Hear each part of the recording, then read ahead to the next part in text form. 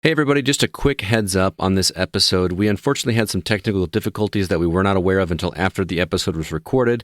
CB's mic was not hooked up correctly, so if this episode sounds a little bit different, we apologize, but rather than scrap the whole thing, we decided to go ahead and release it.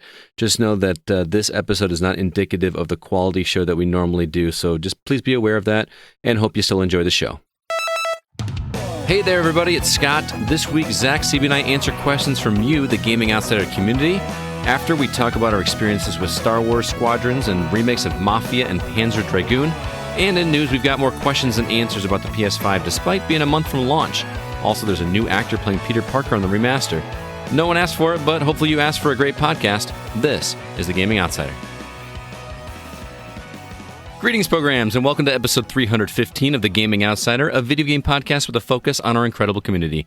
It is Sunday, October 4th. I'm your host, Scott Clark, and joining me are my friends, Mr. Zach Parkerson. Well, how do you do? I'm doing all right. And Chris Behrensmeyer. What up, world? It's Sunday. We haven't recorded on a Sunday ever? Have we ever recorded on a Sunday? A main episode? We have before. Had to have happened. Probably, maybe. I just could not remember it. But these guys were gracious enough to allow me to record a day earlier because my Green Bay Packers are playing tomorrow night. And, you know, I have another podcast. By the way, my other podcast, Packers Fan Podcast, where we talk about Green Bay Packers, can be listened to the same place you listen here. I need to watch the game for that show. And also to not get castrated in my sleep because my wife hates it when I miss football with her. So, well, I don't think we really had a choice. Hey, you could have recorded without me. I mean, this is Scott Clark of the Gaming Outsider. Oh, my God. Oh, my God. How's your week been, guys, before we get to the news? Anything interesting? Draining. It's been absolutely draining. Yes. Did I tell you guys I'm working from home now? I don't remember if I talked about that last week. No, well, you're a teacher. I assumed you were working from home the whole time. No, before I was quarantined, yes, I'm quarantined until the 16th, I was teaching remotely from my school in my classroom. Me sitting in my classroom with one other teacher who's also teaching remotely. Yeah. But now I'm teaching from home, so literally where I'm sitting right now at this microphone, we're talking to you guys. This is where I've been sitting for the past week, teaching children over Zoom. But anyway, let's talk about some video games. Chris, anything else going on with you this week? I got a new cat. I did. Athena? Yeah. Yep. She's Very 8 cute. weeks old. Very awesome, man. She looks really, really cute. All right, well, let's go ahead and jump. My cat's name is Artemis. Artemis and Athena? Aw. Yeah, that was originally the name I wanted, but the wife was like, no. She's dumb. All right, well, let's go ahead and jump into the week's news.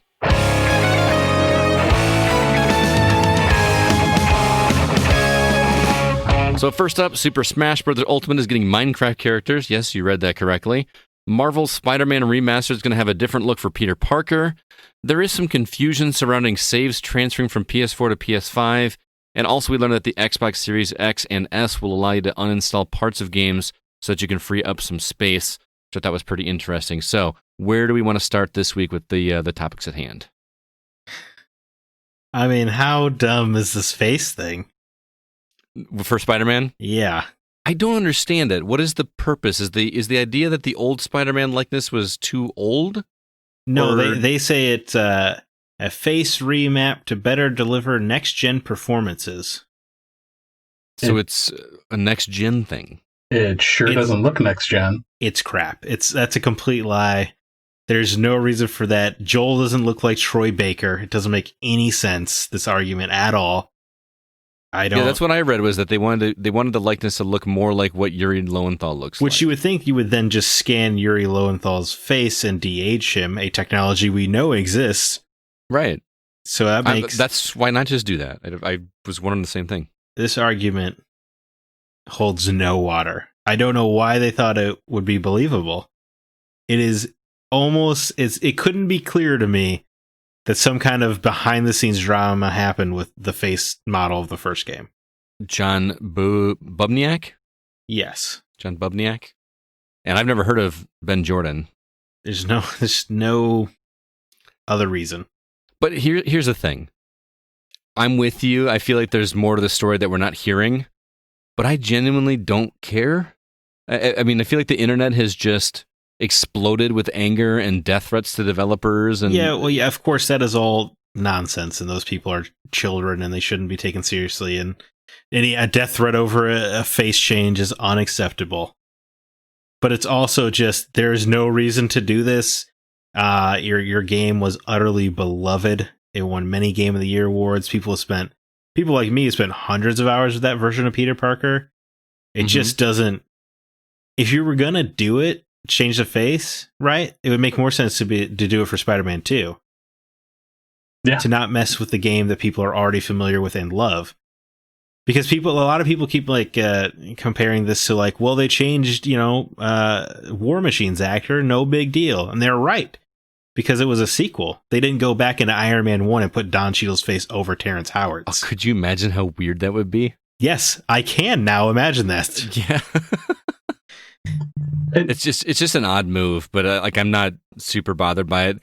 Truth be told, I haven't played Spider-Man nearly as much as you have, Zach. Right, yeah, of If course. I fired up Remastered right now and it was a completely different actor, I bet you I would not have even realized it.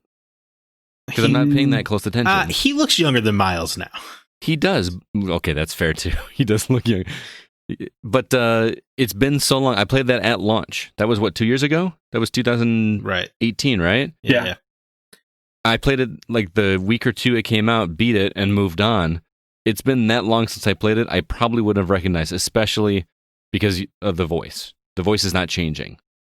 So there's no way I would have realized it. My biggest problem with it is like you had such a great face sculpt in the original. Right. And this new one, like the lighting looks off, the shadows look off. Like they made his face look like a beacon almost because they changed so much of the coloring in it. And so they've up-resed everything else. They added like extra reflections to glass, but then you like de-res this face.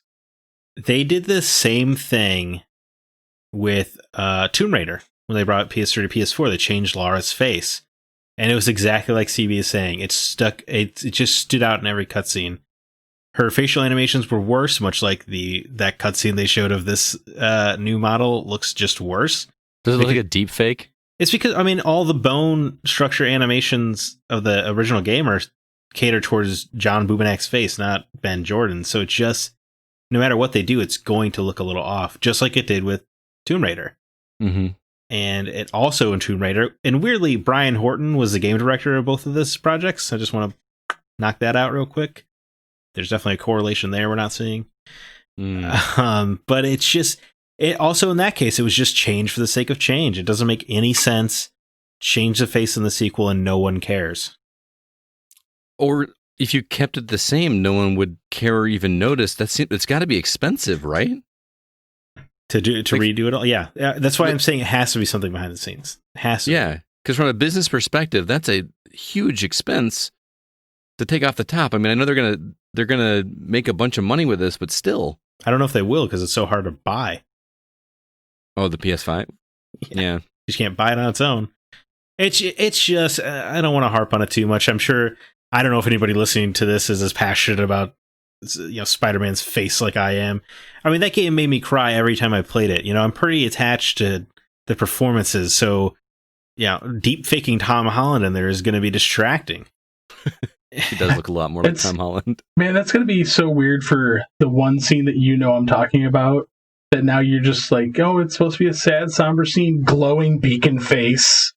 Yeah, which is funny because I've seen deep fakes of Andrew Garfield in that scene that look better than Ben Jordan's face. It just, that cutscene they put out, I don't know why they thought that was going to compel people because it looked bad. Do you think it's like still being polished and it's going to look better later on down the road, or you think that's going to be the final product? Clock's ticking. Yeah. We're down to a month. You're right. Redo the whole lighting. I would be surprised. But you're right, Scott. Ultimately, you know what? I'll just play the PS4 version on the PS5. I don't care. It's just this whole Spider-Man remaster has been one twist and turn of bizarre decision making after another. The naming alone. What, Marvel Spider-Man Remastered? Yeah, there's like 6 different titles now based on which console you're playing it on. If it's the original, if it's the remastered, you need an Excel spreadsheet to figure out how to play this game. Yep. If you buy Miles Morales on PS4, you can upgrade it to PS5, and you get like the option to buy the remastered if you want, but you can't buy separately otherwise. It just doesn't. None of it makes sense, and it feels like Sony's going out of its way to make this game a problem. Like, I don't understand what they're doing. Like, this is to think back to the company that, you know, put out that cheeky little video of this is how you share games. Right. Is now like, well, you have to have a college degree to figure out how to play Spider-Man on PS5.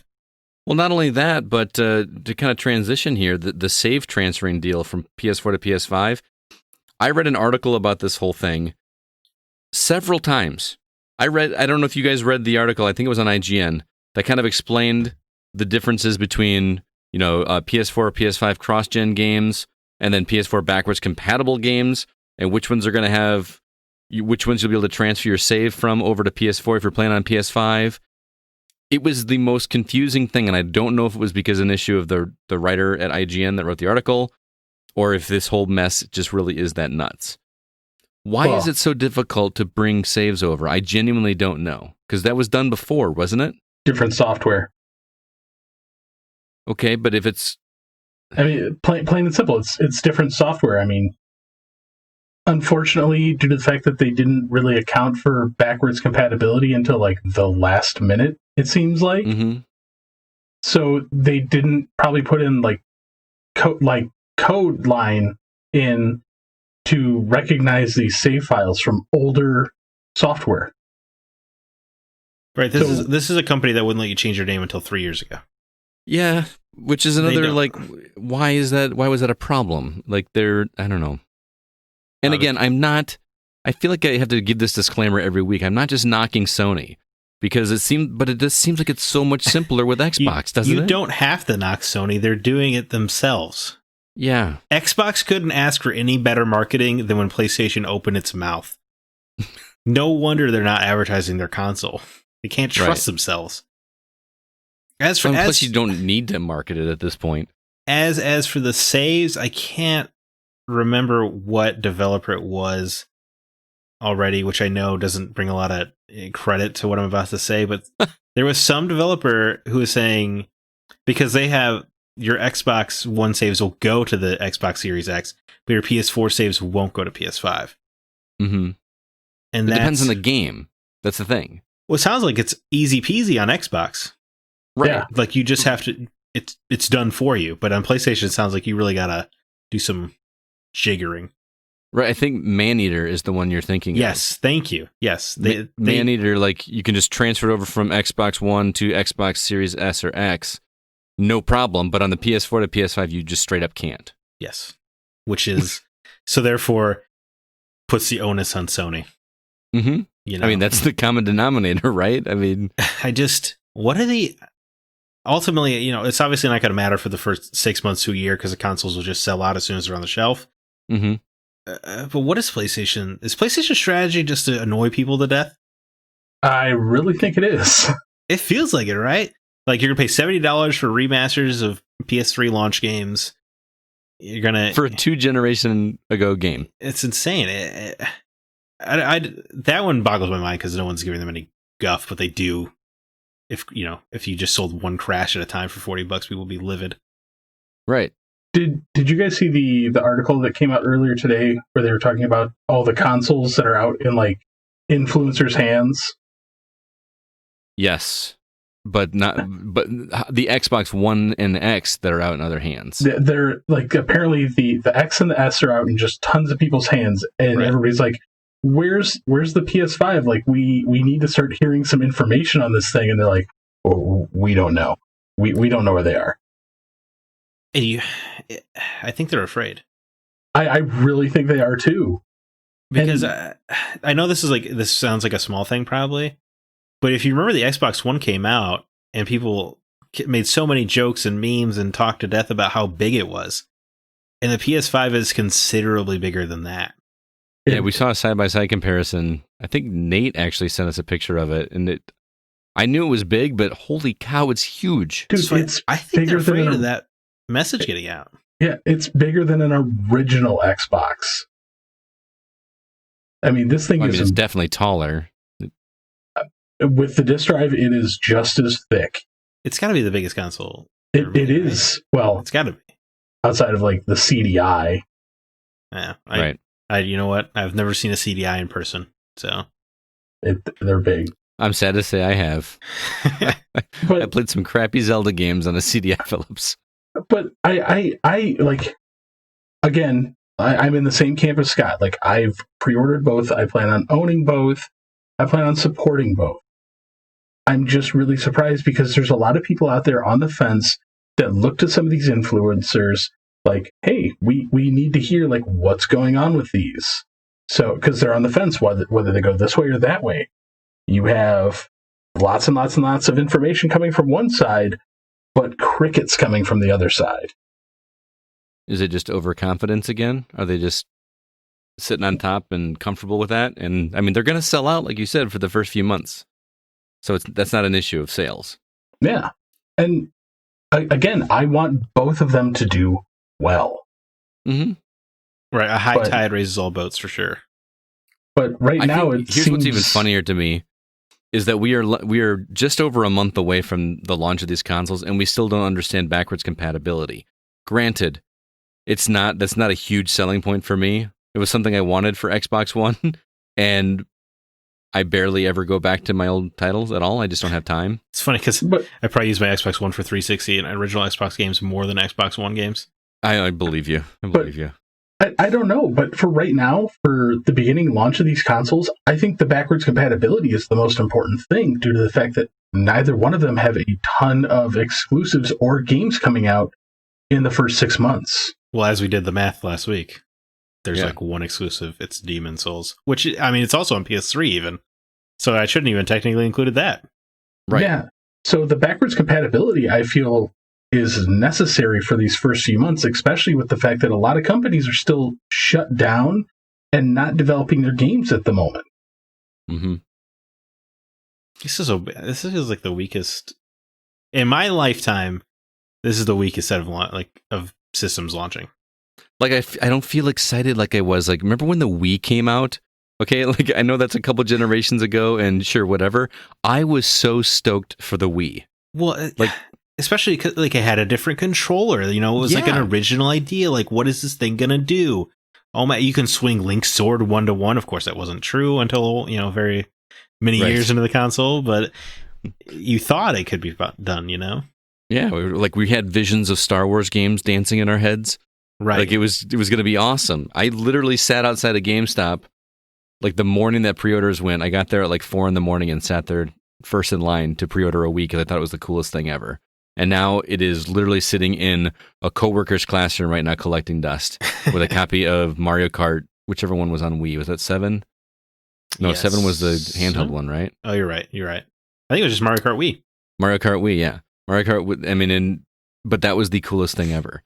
But I was so excited for that. Even the Switch. I know it's 2 Nintendo consoles, but it was so cool. It was, again, doing something fresh. Mm-hmm. I was more excited about the GameCube release than these consoles. The lunchbox. I love the GameCube. I don't know, but even like PS2 and Xbox 360. No, that would have been original Xbox. I mean, or PS3 and 360, right? They were HD consoles. They were doing online. And then PS4 and Xbox One came around, and like it had been 10 years of the other consoles. Right. And the digital world had just changed so much. Like, it doesn't feel like enough's changed since PS4 for me to be jazzed. And like everything they're saying about, I mean, both consoles, honestly, is just like, it's more of the same. Do you remember? I remember watching people standing in line at Microsoft, the first people to get their hands on the 360. And there was a big deal where the guy that was the first guy to own a 360 console, and the guy that handed it off to him was one of the guys that created it. And he was like in tears, like with tears of joy, just like this finally came to fruition. It was a big, powerful moment for him. We're not getting anything like that this year. It just does not feel like a push forward. It feels like, you just got a big, shinier box. And I'll also admit I'm part of the problem. I've got both of them pre-ordered because I got to have the new shiny box. Right. I mean, I'll buy them out of obligation at some point, of course. Right. And presumably there will eventually be an exclusive on one of them. It's just kind of crazy. I'm seriously starting to debate my pre-order. Having some buyer's remorse, are we? A little bit. partially because I haven't paid for it, but I don't know. If I didn't let me put it this way, if we didn't have the show and I didn't feel like this desire to talk about it with you guys and let people know about it, I probably wouldn't get either. Or I'd probably go for the $2.99 one.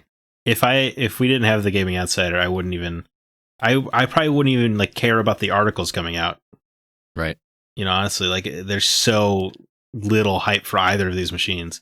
Honestly, of them all, the thing I'm most excited for is the Series S. Right. The cheap one. Yeah, because it's a $300 streaming box. That sounds cool. Yeah. By the way, I did not realize that thing only had 512 gigs in it. Yeah. Which is crazy considering the operating system for Microsoft is just under 200 gig. So really, you're only getting like a 300 gig hard drive on that? Right, which is interesting. You're just going to Game Pass cycle, though. That's the thing, is that I know a lot of people, there's two mindsets in this. I don't have a problem like cycling through and deleting and reinstalling and whatnot, as long as it installs quickly. I feel like the install on the PS4 especially is insanely long, but the Xbox One is not quick by any means. So you go back and forth, just keep it open. But there are some people out there that want multiple games available. You know, there may be a huge multiplayer game. Look at Call of Duty. Is it Warzone? Is that the new multiplayer one? Right, the Battle Royale. Warzone keeps getting like 75 gig updates every other month. You know, to have that game installed on your console, it would take up the entire freaking Xbox Series X. Well, Modern Warfare, like the most recent remaster with all its updates, would eat up more space than you have. Yeah. Because that's the one that's like up to like 250 gigs, I think. All the reboot, yeah. Which is probably why they decided to come out and say, hey, by the way, you can start partitioning out parts of the game. And like if you want Call of Duty and you only want to play the campaign, you can just not install the multiplayer and have just the campaign, or vice versa. Which apparently you've been able to do with Call of Duty in the past and some other games, but they made a big note of it this week, which I think Gears did that too, because you had the campaign or you had the multiplayer. Right. Because I know that even when you're installing those, you could install one and begin playing it while the other is installing. Yes. So it's definitely possible. But the thing that bugs me is I've got this nice 2 terabyte external hard drive on my Xbox One that I kind of store my games. I never run out of room, but I still play the game of like just keeping it down as much as possible. But a lot of that is just I'm a garbage in, garbage out kind of person. I don't like to keep. I want to just keep the games that I'm either playing now or I think I might go back to in the near future. You know, one game I don't have deleted? PT. Well, yeah. Is that like a thing where? Well, no, because it'll have my account attached to it. You have to sell your account, but it is worth a chunk of change. Well, you have to sell the PS4 it's on. Yes. Right, but I would also have to sell account. I guess the account.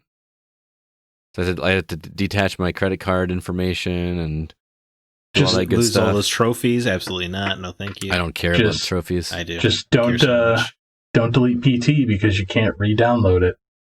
Right. Yeah. Maybe that's what I should do. I should just sell my PS4 for a bunch and use that to put towards my PS5 and Xbox One Series X. But you can't use your tag. So funny. He'll change he'll capitalize like one letter. Just say. I'll just put an exclamation point at the end of it. Scotty Lindsay! You're so excited. Anyway, is there any stories we missed here, CB, that you want to talk about, or did we cover them all? For the most part, I think we got them all. You're not excited about Steve and Smash Brothers? You mean the character with a skin swap? What character is a skin swap of? Steve and Alex, it's a literal skin swap. Well, it's Minecraft. They have those in with other fighters too. Echo Fighters. Mm-hmm. Yeah. Well, he's talking about like a main fighter though. Like they're just Steve, Alex, and Zombie are basically just a skin swap, and then the Enderman is just the limbs are skinnier. Right. It was a cool trailer. I'll give them that. I mean, that was a kind of a cool way to bring them into the Smash universe. What the thing that I find the most interesting about this though is you have a now like owned by Microsoft character that is Thank being you. licensed in a Nintendo game. Well, that was Banjo-Kazooie already. Right. Yes, but Is that licensed by Nintendo or is that Rare? Rare is owned by Microsoft. Right. True. I don't know. That's kind of why I'm not into Smash Brothers a whole lot, or Minecraft for that matter. That is exactly why I wanted to talk about this for what you're talking about, because there's these little things, these little relationships between Microsoft and Nintendo that keep popping up that make me think we're in for something big in All the very adds near up future. to Game Pass, baby. Bring it. I'm going to sing it till the cows come home. Can you imagine if Smash Brothers came onto Game Pass? I think I'd lose it. I'm not as convinced that'll happen, but I am convinced you will be able to stream Gears of War on your Switch. Whew, crazy. Anyway, that's the news for the week. Let's go ahead and move on. I just want to remind everybody very quickly that we are an independently funded podcast, which means we pay for our podcast hosting services, everything on our own. And we do so by asking for help from the community through our Patreon page. And we give back if you donate by giving you some extra bonus episodes, as well as shout outs in the show. CB, what extra? We got new episodes up for the month from last month. What do you got available? We have our Break the Seal on Tony Hawk with Scott, Zach, and Chad. That was a fun conversation. Yeah.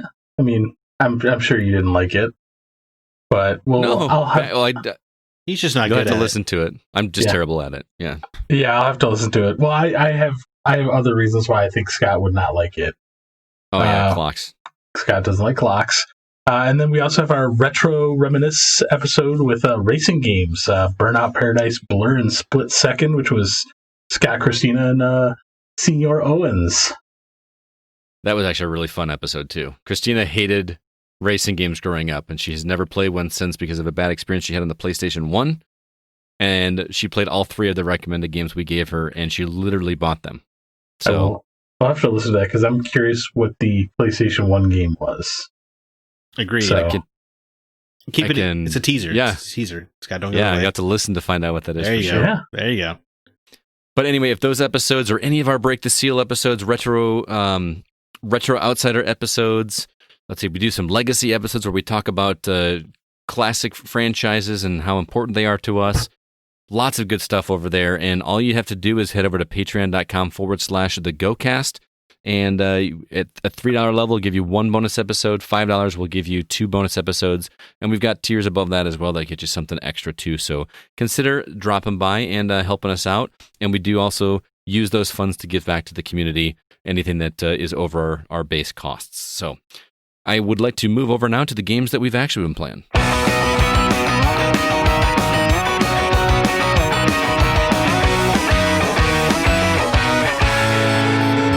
All right, Zach, am I playing catch-up this week?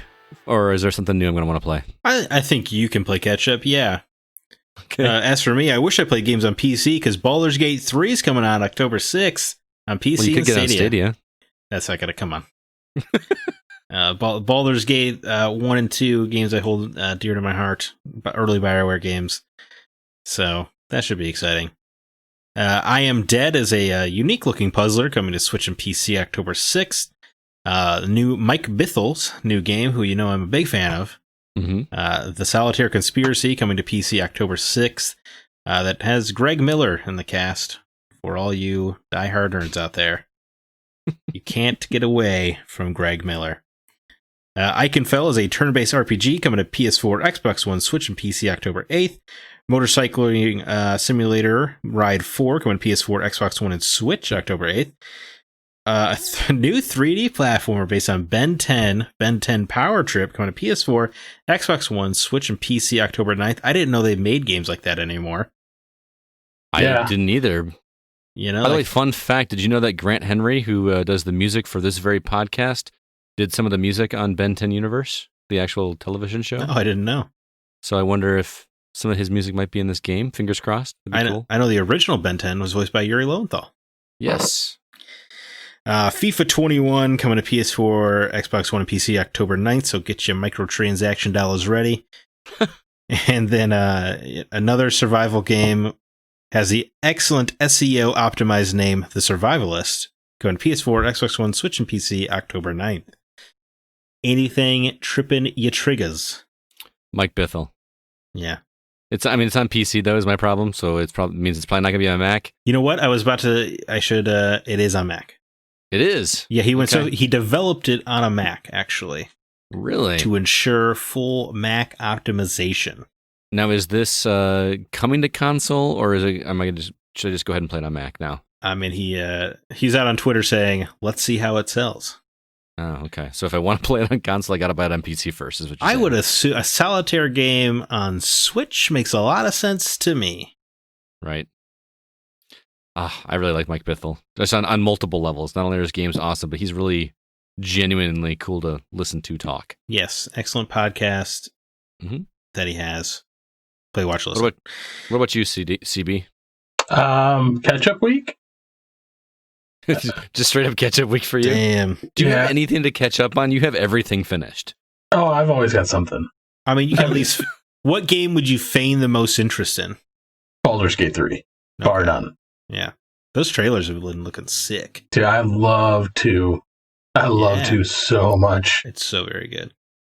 Those games look overwhelming to me. I've never played them. I keep waiting. I can't find a physical copy of the PS4 collection anywhere. You're talking the Baldur's Gate 2, and then there's like the Neverwinter and Icewind Dale. I want them very badly, yeah. I had to bend over backwards to basically get a Switch physical copy. Like those Baldur's Gate was on Switch?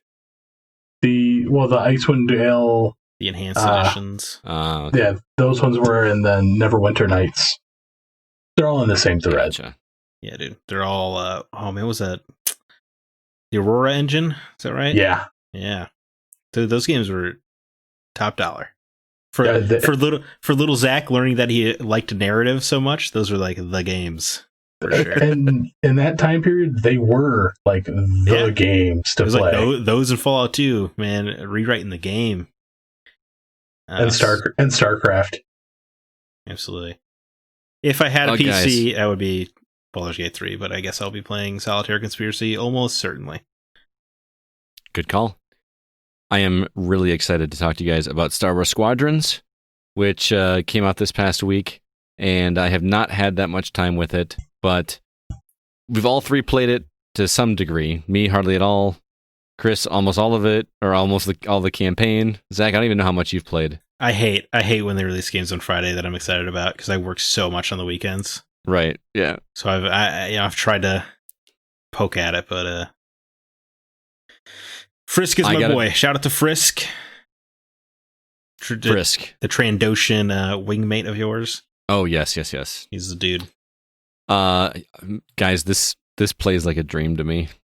It's like exactly what I wanted in a Star Wars game. The only thing that I want to do this week, if I can, is I want to try it in VR. Yeah, it's got full VR support on PS4. I've heard though that if you do that, playing anything but VR is just super disappointing. I can part of me is nervous because one of the only times I've ever gotten motion sickness in a VR game was when I was playing a flight game. So I'm worried that I'm going to go into 3D space and I'm just going to barf all over my cockpit. But well, I wonder if because of so many of the backgrounds are just black with white dots. Maybe that'll be a good thing. So first thing I want to ask you guys: which control scheme are you using? Are you using the standard? Are you using Aviator? Are you using like a one that you made up yourself? What are you doing for controls? Because I did not like the default controls at all. I'm using standard currently. Yeah, what did you not like about the standard controls? It just felt backwards to me. But granted, I play a lot of Ace Combat, which it's not really fair to compare this game to Ace Combat. It's got a lot of differences to that series. But for me, it feels much more natural to roll with the right stick instead of rolling with the left stick to me. So I switched it to the Aviator mode so that my left stick, is still my accelerator, but the left and right controls my yaw. And then I'm rolling and pulling with the pulling and diving with the right stick, which just feels way more natural to me. I think my problem would be I played so much of it now to change. Yeah, you've too far. Yeah, I'm too far gone, man. I can't change. I'm locked in. Well, yeah, I thought the control was incredibly jarring at first, and that now that you say that, that's why. because I'm pretty sure the old Battlefront games controlled the way you're talking about. Right. But I think now I have gotten used to it. Too late with a standard.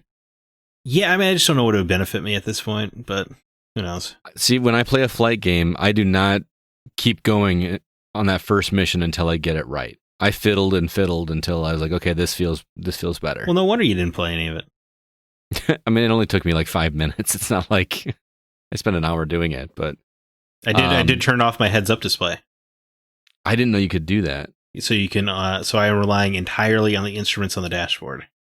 So you don't have like a little thing that you follow to go chase after the guy? You don't have like little icons? There is like one like the lock-on square is still there, but if you go off your screen, it doesn't track them. So you have to use your targeting computer in the bottom left to track them down. That sounds miserable. It's awesome. I was like the first mission, I was like, this is okay, and then I turned that stuff off, and I was like, this is what I wanted. Huh. I need to fiddle with some of the controls because I will openly say I like flying on the Rebel side more because looking through the TIE windows is miserable. Really? I love like little dust in the corners of the windows. Good touch. The biggest problem for me is because there's so much in front, like there's so much obstructing your view that when you get into some of those tight turns in multiplayer, it is the most distracting thing possible. Because you'll be following somebody, and depending on where the lines that, like, for the panes are, somebody can, like, swing, and you, like, swing to follow them, and it's like, oh, there's an asteroid there. You must love the A-Wing, then, because that thing's as open as a convertible. I love the A-Wing. I loved the A-Wing before the game even played the game. It was going to be his favorite anyway. I also love the A-Wing. It's like it's the shotgun ship. You get in fast, you unload these lasers that don't have a lot of capacity, but they do a lot of damage, and then you fly back out. It's awesome. I'm almost always X-Wing or A-Wing, or TIE Fighter or TIE Reaper. Yeah. Because the TIE Reaper is busted. Yeah. Busted how? The ion cannon is dumb. You're just like, and like overpowered? You're just like, I'm going to paralyze your ship. And people are like, well, I need to mash buttons to get out of this. And they just get wrecked and swarmed. Oh, you're talking about multiplayer? Yeah. Oh, okay, good. Because I love I've probably played like 30 multiplayer matches. Wow. I played one and got trumped. Oh, I still get smashed pretty hard in it, but I am having a blast with the multiplayer. I haven't touched the multiplayer yet. Can I tell you my best aha moment? The exact time where I went, all right, this is exactly what I've wanted for a long time. The first time I was able to divert power. Yeah. Is something that you hear in movies all the time, like, divert power to the front deflector screens, quoting Star Wars. You can change it between either your weapons or your speed or your, what's the other one? Shields. Weapons, speed, or shields. And it's so freaking cool. If you're on the Rebel side, that is. Right. TIEs don't have shields. Oh. They have more hull integrity, though. They have more hull integrity, but you can overcharge your speed or weapons. Oh, gotcha. It's a nice little balancing act. But you're right. Diverting the power is cool. There's also an option in the menus where you can make the D-pad one tick at a time, as opposed to doing full power in that category. Oh, okay. So you could divert it more narrowly. I don't know totally why you would want to do that. Yeah, why not anything but full throttle? Right, but it is awesome. You're right. It is a dream come true, this game, in that regard, because I'm putting all my power engines, and you're boosting to the target, and you're like full power to artillery, and then you just unload, and then like you're getting hit from the back, and you're like, I had to divert my power to shields, and then your back shield gets taken down. You hold down that button, you divert your front shields to your back to take up some more damage while you escape. It's so cool. It seriously is. It feels like what you imagine people doing in these scenarios when you watch these movies. I feel like Wedge Antilles, man. Seriously. By the way, how cool was it to see Wedge? I didn't want to ruin it for people, but yeah, Wedge. Oh, he's in trailers. It was in the trailer, yeah. Yeah, Wedge and then freaking Hera Syndulla later on. I mean, come on. Speaking of, the story is genuinely interesting to start out with. Like, yes. like I've played a lot of Ace Combat games, and those games, as fun as they are to play, just because it looks cool to fly in those planes and do those missions, the stories are dumb. Ace Combat campaigns are just like stupid, but they're fun. This was actually like, oh, this is kind of cool. I don't want to spoil what goes on, but right, that first mission, that person you're rescuing it's kind of interesting what's happening with that person. Well, I mean, the plot itself seems a little like it's another super weapon project. It sounds like, So like Star Wars 101. But what they're doing with the perspective swapping is super cool because, as you mentioned, there's the prologue mission has you playing both sides, and you play as one side. And you get betrayed. Welcome to stories. But then you flip to the other side, and that guy who you actually I wanted that guy dead. He betrayed me. You flip to the other side, and you're like, you know what? This guy just saved our skin. Right. And just that alone, I was like, this is super cool. 2020 is the year of empathy. Is that what we're saying? Anytime they actually acknowledge the fact that the Empire is human beings, I'd always appreciate. Yeah, I can see that. I feel like, when they're talking to each other like normal people instead of robots. Or like whenever you hear a stormtrooper talk in the Star Wars movies, it's always just just going through the motions and yes sir, no sir kind of thing. And here they sound like normal people. Which is cool. Which we rarely get, yeah. No, CB, are you into the story then? I enjoy the story. It's nice to see some fleshing out between 6 and 7, essentially. Okay, yeah. So because this is like hot off the presses of Return of the Jedi. Yes. Yeah. So I like now that all the old EU has been turned to Legends. Right. Like now that we're actually like officially like making some new canon here, I really appreciate. There's a line of dialogue about Thrawn that made me stamping my feet like a giddy child. Especially having just reread the trilogy. And I'm in Rebels now where he shows up. It's tremendous.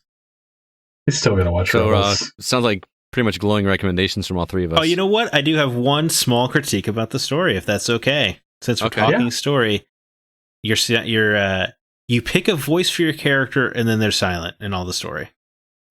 It's jarring. It's because they have you pick out the voice. It's actually quite distracting, particularly because when you click on your wingmates, I think they're mostly interesting. Like I really like Kyo. She was a semi-professional racer like that. I like that because swoop racing and pod racing is super cool. But they just kind of monologue at you their backstory because you're not asking any questions. Your character doesn't have any input. You just click on them and they're like, yeah, the Clone Wars were rough, buddy. Let me tell you how I lost my arm. And you're like, well, I didn't ask you that. Yes. I just clicked on you because there was a cursor. I didn't know I was getting it. I didn't know I was going to learn about the fall of Minbin. It's just weird. So that's my one small hiccup is that because it sticks out. I'm a story guy, and I don't like silent protagonists generally, but it sticks out in this game especially because everything else is so immersive. Like in the hangar, you can just go and look at your X-wing. In the cockpit, you can look at every widget and gadget on there. Which is so cool, by the way. It's amazing, and it makes you feel like you're, it's that dream come true. But then, like, you get to the story, and you're just like a silent robot who does talk during missions, though. So it's just weird. Yeah, I was just gonna say, I felt like the character talked when you're in missions. So I don't understand why. If you shout commands, like you'll hear your character's voice, or even like sometimes they'll be like, we'll head to the capital ship, just like one line. But like, it doesn't seem that hard to just have you click on the character. Click on the person you want to talk to, and the character's like, "So I heard you were a swoop racer," and then get into it.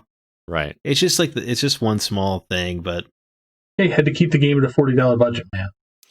That was going to be my next point. I'm genuinely shocked that this is $40. I understand that the campaign is supposed to be pretty short. It's supposed to be like 8 hours. That's not that short to me then. For 8 hours and on top of multiplayer, which is I feel like where people are going to spend the majority of their time. A generation ago, this would be a $60 game, open and shut. I feel like if they could have sold this for $60, it would have done just fine. I would have gladly bought it for that price. I actually feel that this is one of the few times where I'm like, I really think EA missed the mark. Because they could have charged the price? No, just because they've openly said that they're not doing any DLC for this game. That made me more interested to play it, though, CB. I'm going to be honest with you. It makes me more angry because there will never be a B-Wing. First of all, dollars speak. If enough people buy this game, they will go back on their word. They will make some DLC. I really hope that that's the case because they've openly said that if they do DLC, it will be a new map only. No more ships. Okay, you know what? I'll give you that. I don't think they'll add any ships to this game. Which that's a whole lot more than creating a ship. It's also the balancing act. Because you also because you can't just add one ship. You have to add two ships to make sure it's on both sides. Yep. TIE Defender. I understand, but then you have to make sure all the balancing works out. It's like adding a new fighter to a character to a fighting game. Exactly what I was going to say. For me, though, this seems like the game that would just reap so many dollars. If they were like, hey, we're going to do a $20 DLC and add one new ship for both sides, I'd be like, take my money now. I agree. I think it's strange they didn't say they're going to support it. But yeah, the idea of okay, these are the maps. I can learn it. I can play it. If I take 2 months off of this game, I can come back and I'll still have the same skill set. It won't be like leaving Warframe and you come back and you're like, I don't have a clue what's happening anymore. Yeah. I think that's neat. I think that doesn't exist anymore. You guys really need to play the multiplayer. Yeah, well, I got trounced so badly in that first match that I was like, clearly I need to get back to the campaign and learn what I am doing. Yeah, I usually play through the campaign first before I touch a multiplayer. My KD rate is like 0.38. Oh, geez. Well, I got 0 kills and 6 deaths in my first match, so that's not my KAR. And I will say, the more you play this, you start to get better. I think earlier. No kidding. Well, I was just surprised at how quickly you pick it up, though. I agree with you because you learn when to divert power better and stuff like that. Yes, and going back to where you were talking about ticking up one box at a time, it is almost essential in multiplayer. Oh, interesting. Because you're like, oh well, I'm gonna first full speed in and then pull back speed and raise shields and weapons. That's my go-to, and since I've started doing that, it has made the world of difference. Yeah, and I'm starting to learn to get a feel for the throttle because I used to just full blast in, but that's not good. Yeah, in combat. You need to slow it down. That is one thing that's taken me a while to get used to in terms of being used to playing Ace Combat, because Ace Combat was just throttle up, throttle down. This is how do you describe it? You press the throttle forward and it keeps going forward. You have to almost stop the throttle again, which is weird. When I play an Ace Combat game and I'm trying to bank to get to go find somebody, I'm always pulling the throttle back, and you don't have to do that in this one. You just throttle back and it's just gone. It takes a second for the throttle to go down, and then you can just release it and you're fine. Whereas in Ace Combat, it automatically brought it back up. So I have to constantly remind myself to throttle back up, otherwise I just wind up sitting still and spinning around. That's interesting. I'm not going anywhere. Yeah. In some of the multiplayer maps, you'll be fine because there's so much debris.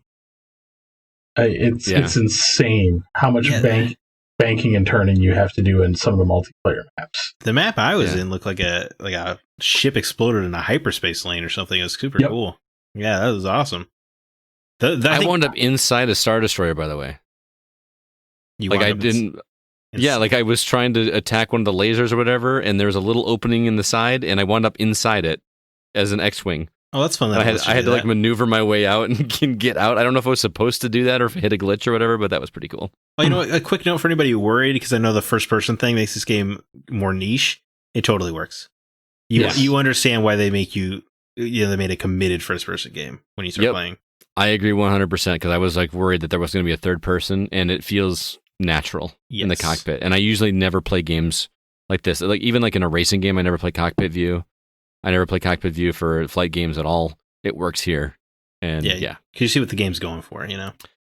Before we move on, the other thing I want to touch on, the capital ship fight, which is like its own separate mode. Be prepared to have your head caved in a lot. Yeah. Nate and I, we played 5 matches back to back. Producer. Yes. We played 5 maps, and the first one, we didn't even down like their entry capital ship before we got to the flagship. It was just like, and we got rolled over by the AI. Whoa. Like, the AI is really smart, and we were playing on easy. Oh, geez. I'm really looking forward to that stuff, though. Oh, the capital fights are so much fun. Here's the thing. I know that you guys were excited that they weren't going to have, DLC for this. Well, CB's I am. Okay. CB, you said that you would easily pay $20 to have more fighters. I would pay, and I know the people are going to say, well, what are you talking about? I would pay to go back in this engine with this control style and go back and play the original trilogy missions. Give me a new Hoth mission. Give me the trench run. Give me the second Death Star thing where I can relive the stuff from the movie that we've never gotten right in a flight game before. Man, you're right, because the way Disney does this, you will never get that. Right. Yeah. Because everything has to be a new piece of canon. Yeah. And why don't even make it new canon? Just retell the exact same story from the cockpit view. Let me play as Wedge. I don't care. I don't need to play as Luke until the trench scene, obviously. I just want to. This game looks so good and feels awesome from the cockpit, and I've played those missions in third-person view before, and they were okay. I loved Rogue Squadron back in the day and all that, but now that it feels right and the graphics look good, just throw it together and make it happen. Let me fly through the second Death Star, blasting ties while trying to get through that narrow tunnel, taking out the core and flying back out in time. Having Lando do that scream is just come on. Let me do it. Yeah. Anyway. No, I that would be cool, but you're right. That is that's wishful thinking. I agree. I just we should move on though. Why? We've been talking about this a while. I know it's been about 20 minutes. We've talked about. Oh wow. We've talked about one game. CB, final thought. You had one final thought. Let's CB get his last word in. Final thought is yes. You could do all these. There's so much that you could do for DLC for this. Just do it. EA loves to make DLC and microtransactions and make us spend money. This is the first time EA, I will gladly spend the dollars. EA is straight up making a comeback. Watch out. Well, hey, let's talk about a different video game, I guess. CB, I'm insanely jealous that you've been playing Mafia the Definitive Edition. And I beat it. Well, I'm not surprised. It is glorious. You beat games as soon as you start them, it feels like. Yeah. Well, again, time management somehow. I remember Mafia as the first game that felt like a movie to me. So how is it all touched up? It's beautiful. Looks good in the trailer. I played. So my first foray into the Mafia games was Mafia 3, which I liked. Yeah, it was a good game. This game makes me want to play Mafia 2 now. I immediately finished Mafia 1 and I'm I need to play Mafia 2 now. It's not, they have a res version on PS4 as well.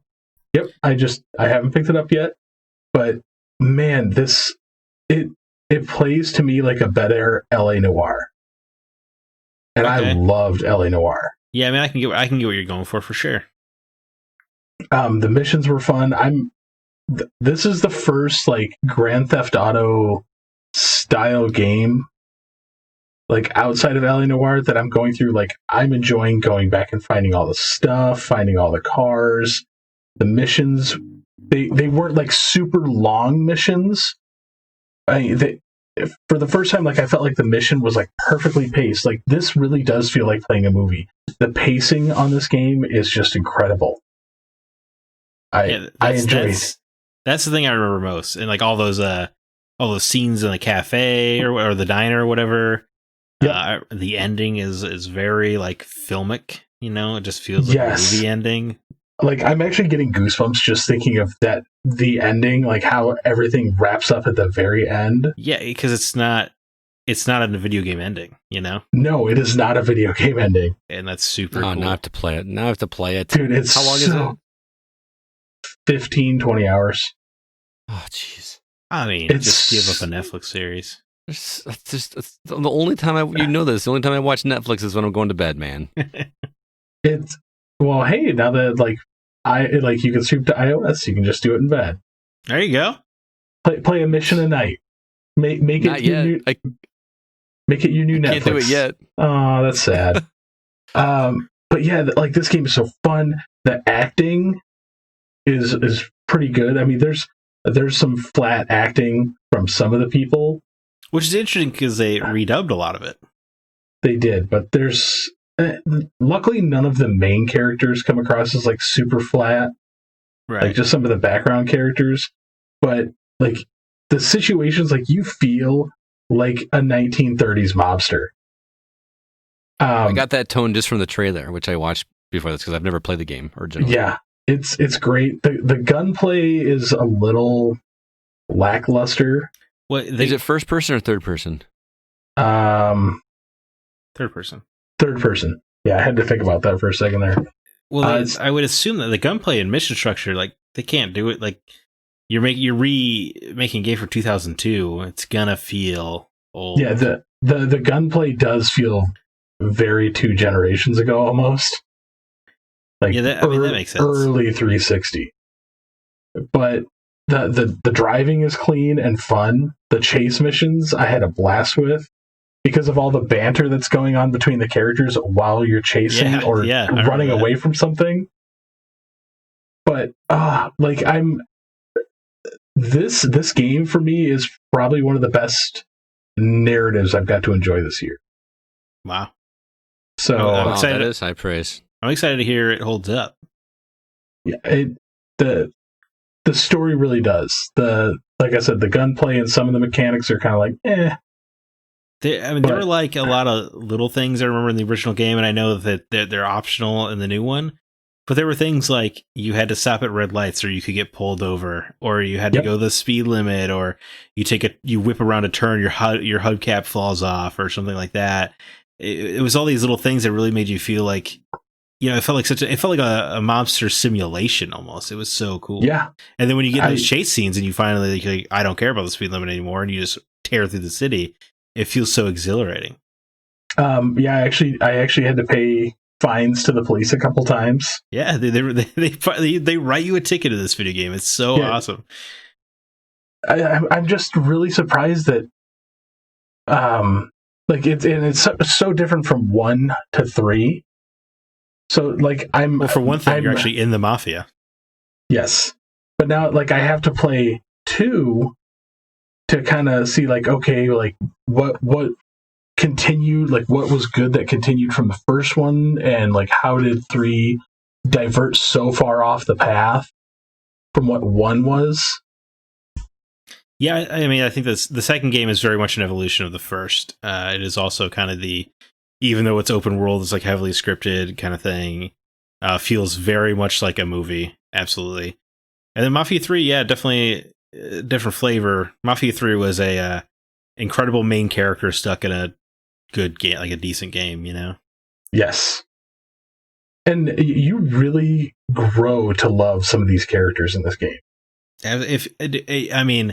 If that is the case, I think Vito Corleone, the main character of 2, I think he's the standout character of the series. So I think you're going to enjoy Mafia 2. But you're right, the characters of the first game, Tommy, tremendous.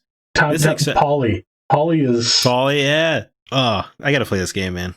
You really do. I mean, if you played it, like this remaster will just remind you of why this game was so good. Yeah, and some of the twists in this, like narratively written, like because I thought it was going one way, and they're like, nope, it's this one. I think Mafia has one of the all-time great video game twists in it. You know, it's a great game. I highly recommend this. I just got to get through what I'm playing, and I will I'm going to play it too. Yeah. And also, it's like a $40 game. Yeah. That's exciting. So nice. exciting. So that is Mafia Definitive Edition, and we got another remake to talk about. Zach, you've been playing Panzer Dragoon Remake, and admittedly, this is a series I never got into, but it looks like a ton of fun. It reminds me of Star Fox. Yeah, that's smart. It is very Star Fox. Like the whole lock-on mechanic, and by the way, Zach's written review for this is up on the site. You can read it right now. Absolutely. But you mentioned in your review that you felt this was an important remake. Right. Can you explain what you mean by that? First of all, boy, is 2020 the year of remakes, huh? Seriously. I feel like our top 10 lists are just going to be loaded with remakes.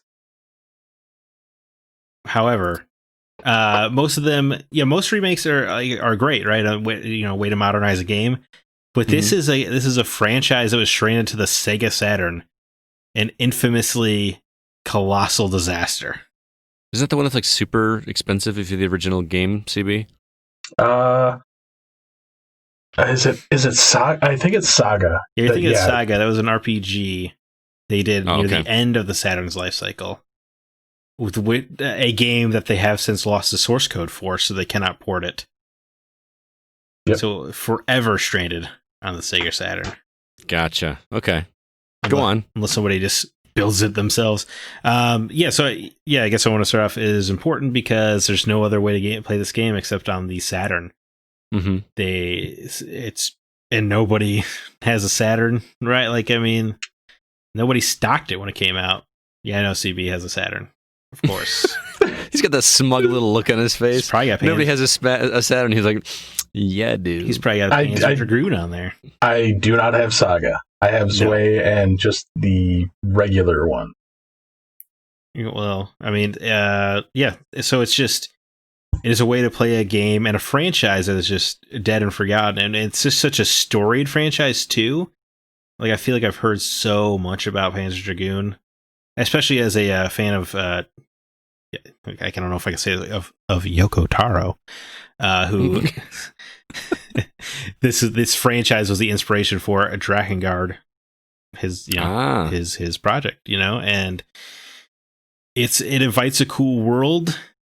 This game, this first game just has a lot of questions, not a lot of answers, but the questions are so interesting. Like, first of all, why are there dragons? Why do they have weird long horn things? And why is this world like part apocalyptic desert, part bioweapon laboratory? What is happening?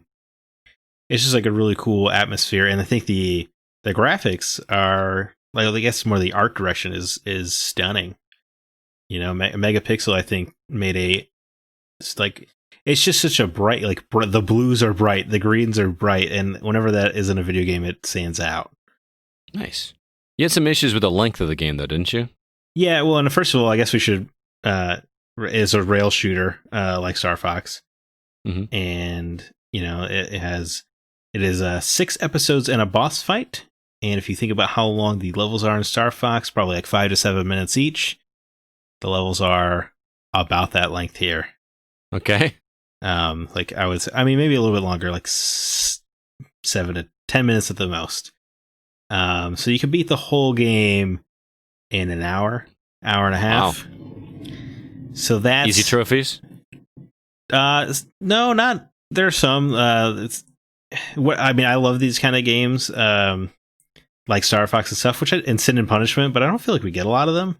Mm-hmm. Am I mistaken? I feel like No, we really don't. Yeah, not like 3D ones, right? Those are rare. Anyway, yeah, I like them a lot, and it's fun for me to replay levels and try to get as close to killing every enemy that shows up as possible. That's just fun for me for some reason. Oh, dude, I used to do that in Star Fox 64, trying to get those. There are trophies attached to that, where if every stage has a trophy where if you kill 80% of the enemies, you get it. Nice. That was a lot of fun for me. But as it stands, is $25 is a steep asking price for an hour and a half long game. For me, there's replayability, but their big pitch on replayability is Pandora's Box, which is like a cheat code system.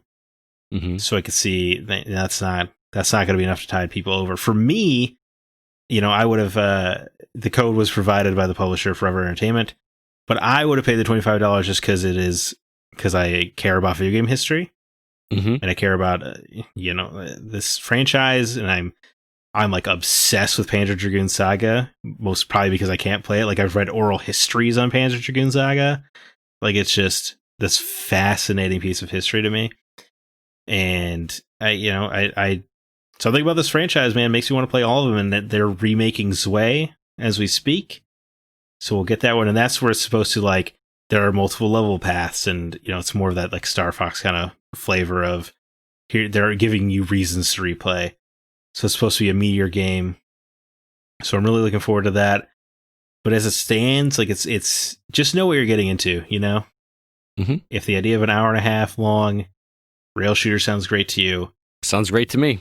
Yeah, then absolutely pick it up. Especially like it is, I know it's not going to be a great selling point for everybody, but it is just like they're doing important work here. Video game preservation is such an afterthought for publishers, including Sega, who wasn't going to do anything with Panzer Dragoon. They had to let somebody else do it. It's cool to see somebody care, right? Like we do. That's cool, man. For me, this actually, like, where you talk about video game preservation, it means a lot to me that this actually succeeds, because there's so many other games and franchises out there that if people see that this does well, that hopefully other ones will be kind of resurrected as well. Yeah, I mean that would be cool. I mean, obviously, a Panzer Dragoon or Saga remake it would be so much more work. Yeah, because they have no source code to work with. But maybe if these two games sell like gangbusters, maybe Sega will finally Kickstarter get their freaking asses. I'm actually kind of surprised that somebody doesn't take it and just data mine it somehow. Yeah, there's got to be a way, right? And it would be super fun to see all these scalpers get hit hard if they had a remake. I would absolutely love it, because then I could finally get my hands on a copy. See, there you go. That would be absolutely. They devalue the secondhand market of Panzer Dragoon Saga. That would be great. Yeah, the only thing I wish this product had was like a Saturn version, because I wish I could see it, side by side. Like we could flip back and forth kind of thing. Yeah, or even just like have it separate if I needed to. But I do love. I think that that Halo remake they did, that was the coolest thing in the world, where you could just tap a button, flap it back, flop it back and forth, flip it back and forth. Sounds dirty. It does. Yeah. So I mean, I would recommend Panzer Dragoon remake to people like me, but I'm intrigued. I know it's a hard sell, and it's nothing. Absolutely, it's nothing revolutionary, but any slights, I just want to say, any slights I have with the game is with what the game was, not with what Megapixel did. It is I was surprised at how tremendous a remake it was. Nice. It's only on PS4, correct? It's on Switch. It launched on Switch, where I hear it had quite a bit of technical problems, but this PS4 version doesn't have any of that. And I don't know if I assume they've patched the Switch version. I want to say it's coming to Xbox One shortly, but I could be mistaken.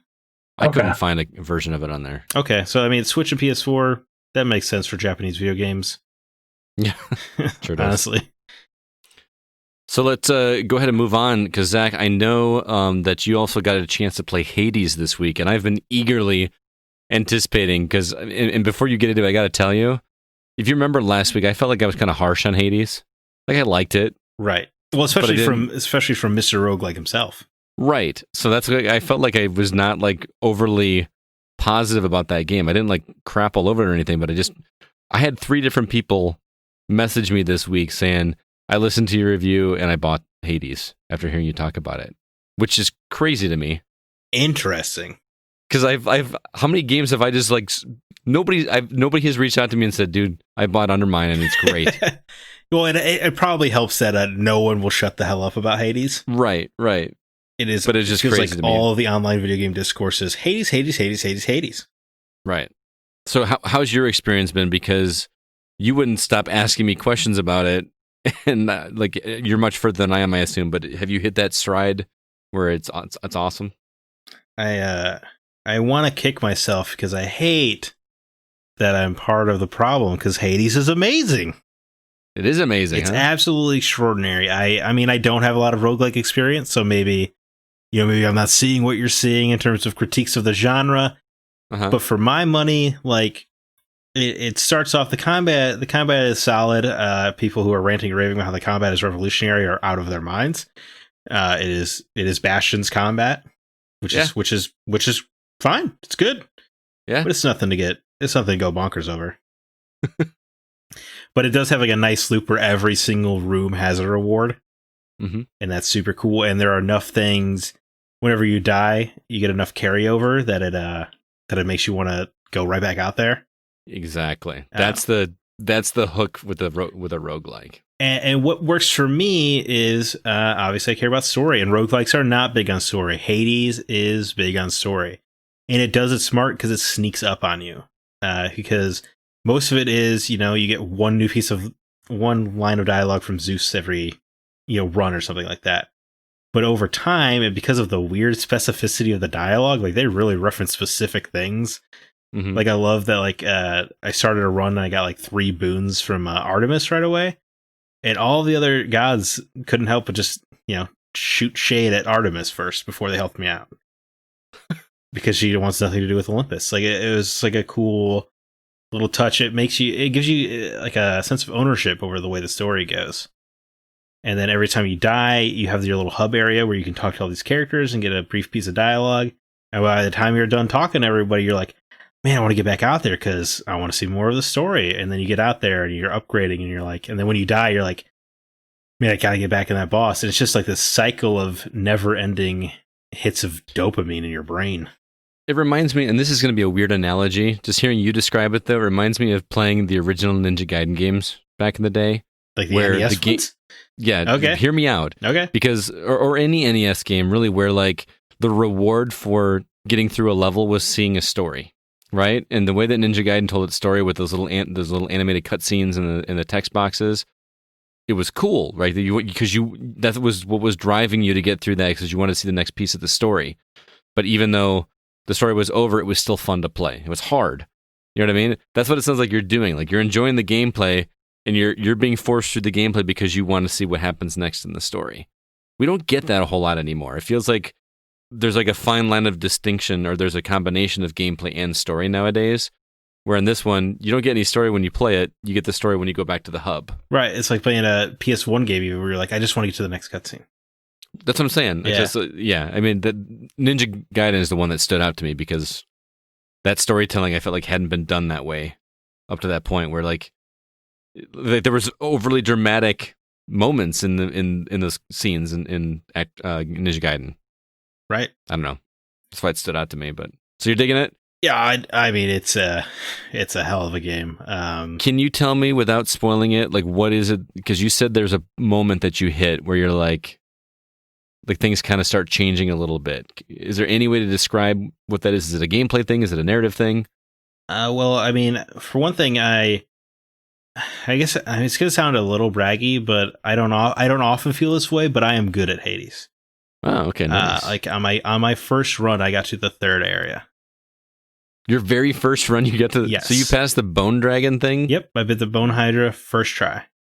Holy cow! I'm on like my 7th or 8th run, and I have not passed the Bone Hydra. So I feel good about my skill at Hades, which I'm not. I feel it feels braggy, but it's just I don't often feel that way. Yeah, there's something about me because I played an unhealthy amount of Bastion, but it's just something about it. Yeah, it clicks, and I'm crushing it.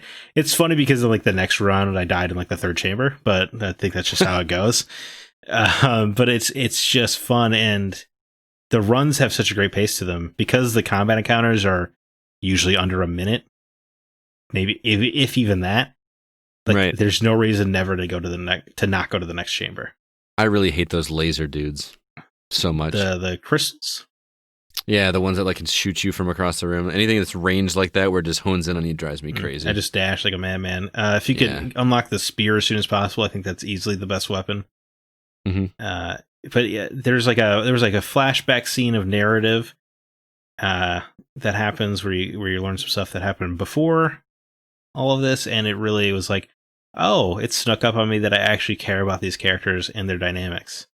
Nice. And fun fact, because you don't see it in Western games anymore, this game is horny as hell. Yeah. And that is exceedingly, that is something it seems like developers are very afraid of these days. For obvious reasons. Right. Like, I'm pretty sure on PS4, they're going to have to censor Aphrodite's artwork. If you've Really? seen, I don't remember it being that bad. she's naked. Completely? Yeah, she's her nipples are covered by heart-shaped hair strands. Oh. I'm just saying. I'm sorry, Zach. I was so focused on the story, I just didn't even notice. I wasn't. I was checking out every pixel of Aphrodite. No, just because it was a joke because they had to censor the butts in Devil May Cry. Yes, I remember. Can't imagine they're gonna be okay with this over on the puritanical console. Right. So Hades is All amazing. right. There's no reason not to play it. Freaking pick it up, guys. It's exceptional. I'm glad you're digging it. I need to get back into it, but I also need to get back into a lot of games. So I'm glad that there's nothing that I have to play this week for new releases. So Yeah, there you go. I do want to just take a moment to say hello to a brand new Facebook member, Sam Hayes. Welcome over there. If you would like to join the community, the address is facebook.com/groups/the GoCast. Also, our Discord community is thriving. We've got a new member over there by the name of Doge with Hat. Doge with Hat. It's a great And name. if you'd like to join that community, the link for that is in the show notes for this very episode. Also, if you get a moment, drop us a review on Apple Podcasts. We would appreciate it. It does help us out, get the word out about the show. And also our website, thegamingoutsider.com, where all of our episodes and written reviews are housed. And you can read reviews from Zach on Other Side and Panzer Dragoon Remake. And also Kevin, our newest contributing writer, has written a review for us on a game called Star Renegades that he liked quite a bit. So be sure to check that out. And he'll be stopping by one of these days to talk about that game on this very show as well. Let's go ahead now and jump into our From the Outside In topic.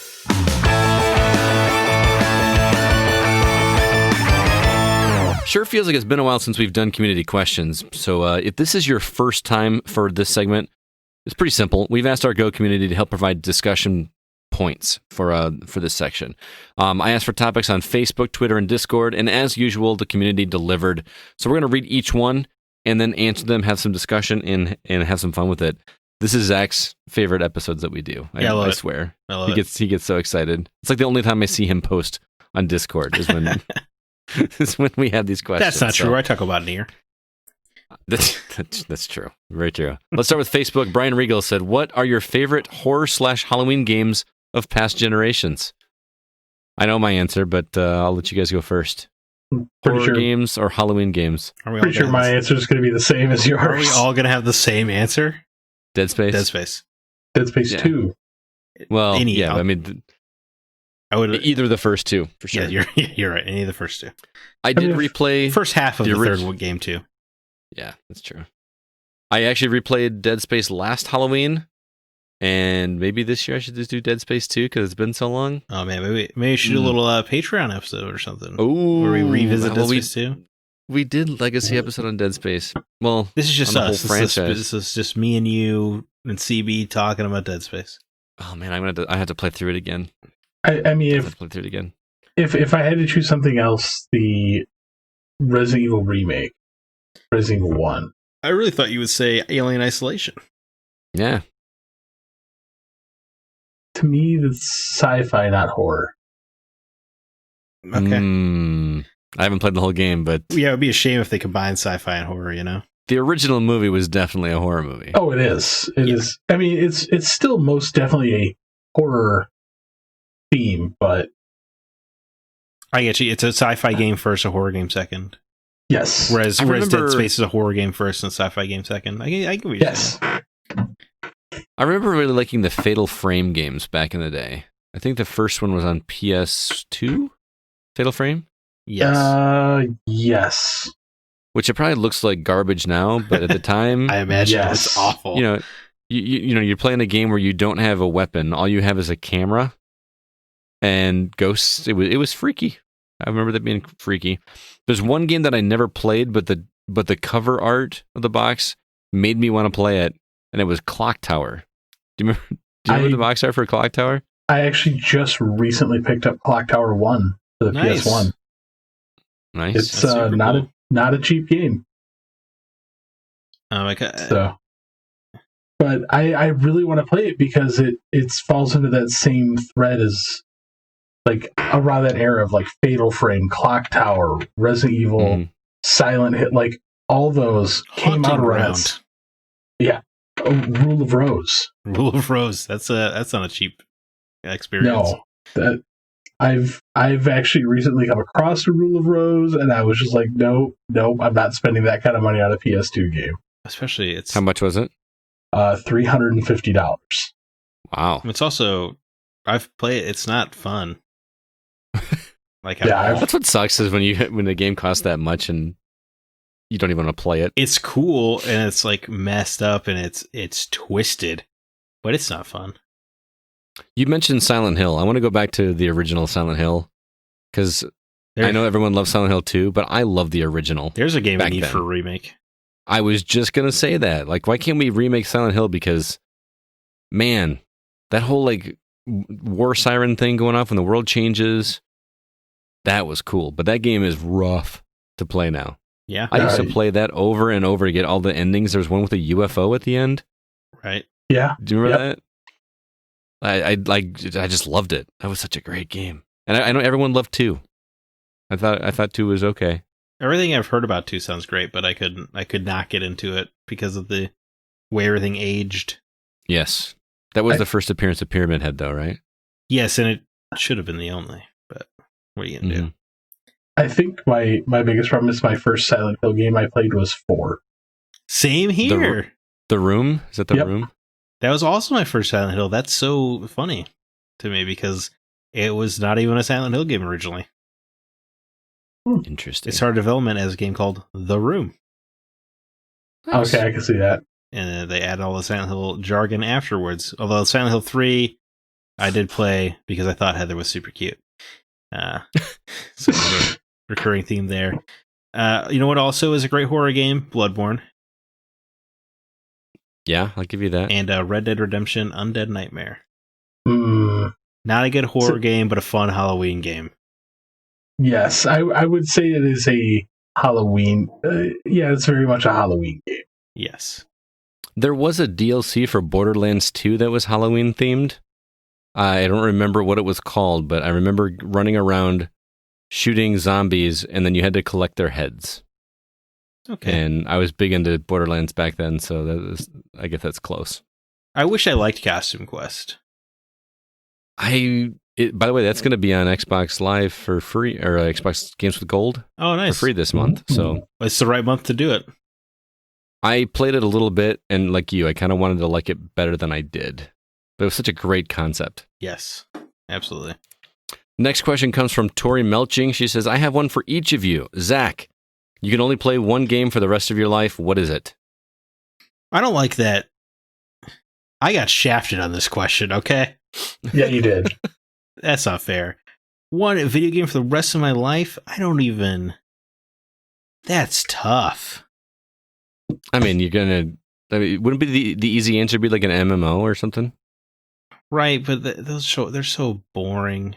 And I don't really play them. Like my instinct is to say Arkham City just because I can play that combat forever. Yeah. But I don't. If that's all you had every day. Right. That's the thing. Like, of course, I would love to play Fallen Order forever, but that can't be the only game I got. So you know what? I'll go with Star Wars: The Old Republic, even though I've never played it. Okay. Because that's a Star Wars MMO. That's fine. I'll do that.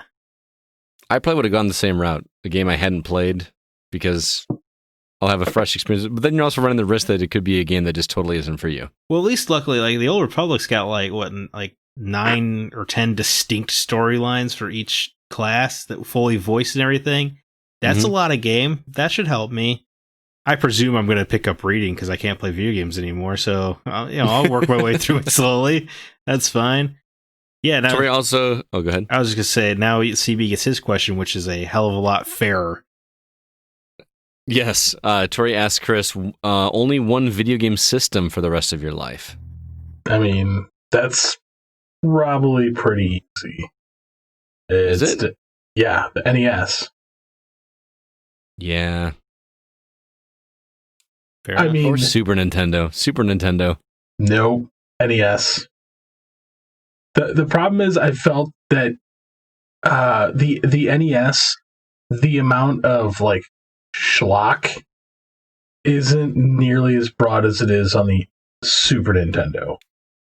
Yeah, but there were some really great games on Super Nintendo. There is, but there's like 5 versions of Madden and 5 versions of NHL hockey. There Right. wasn't so much of that on the NES. Like there's a lot of bad games on the NES, but at the same time there's a lot of really good games on the NES that have a lot of replayability.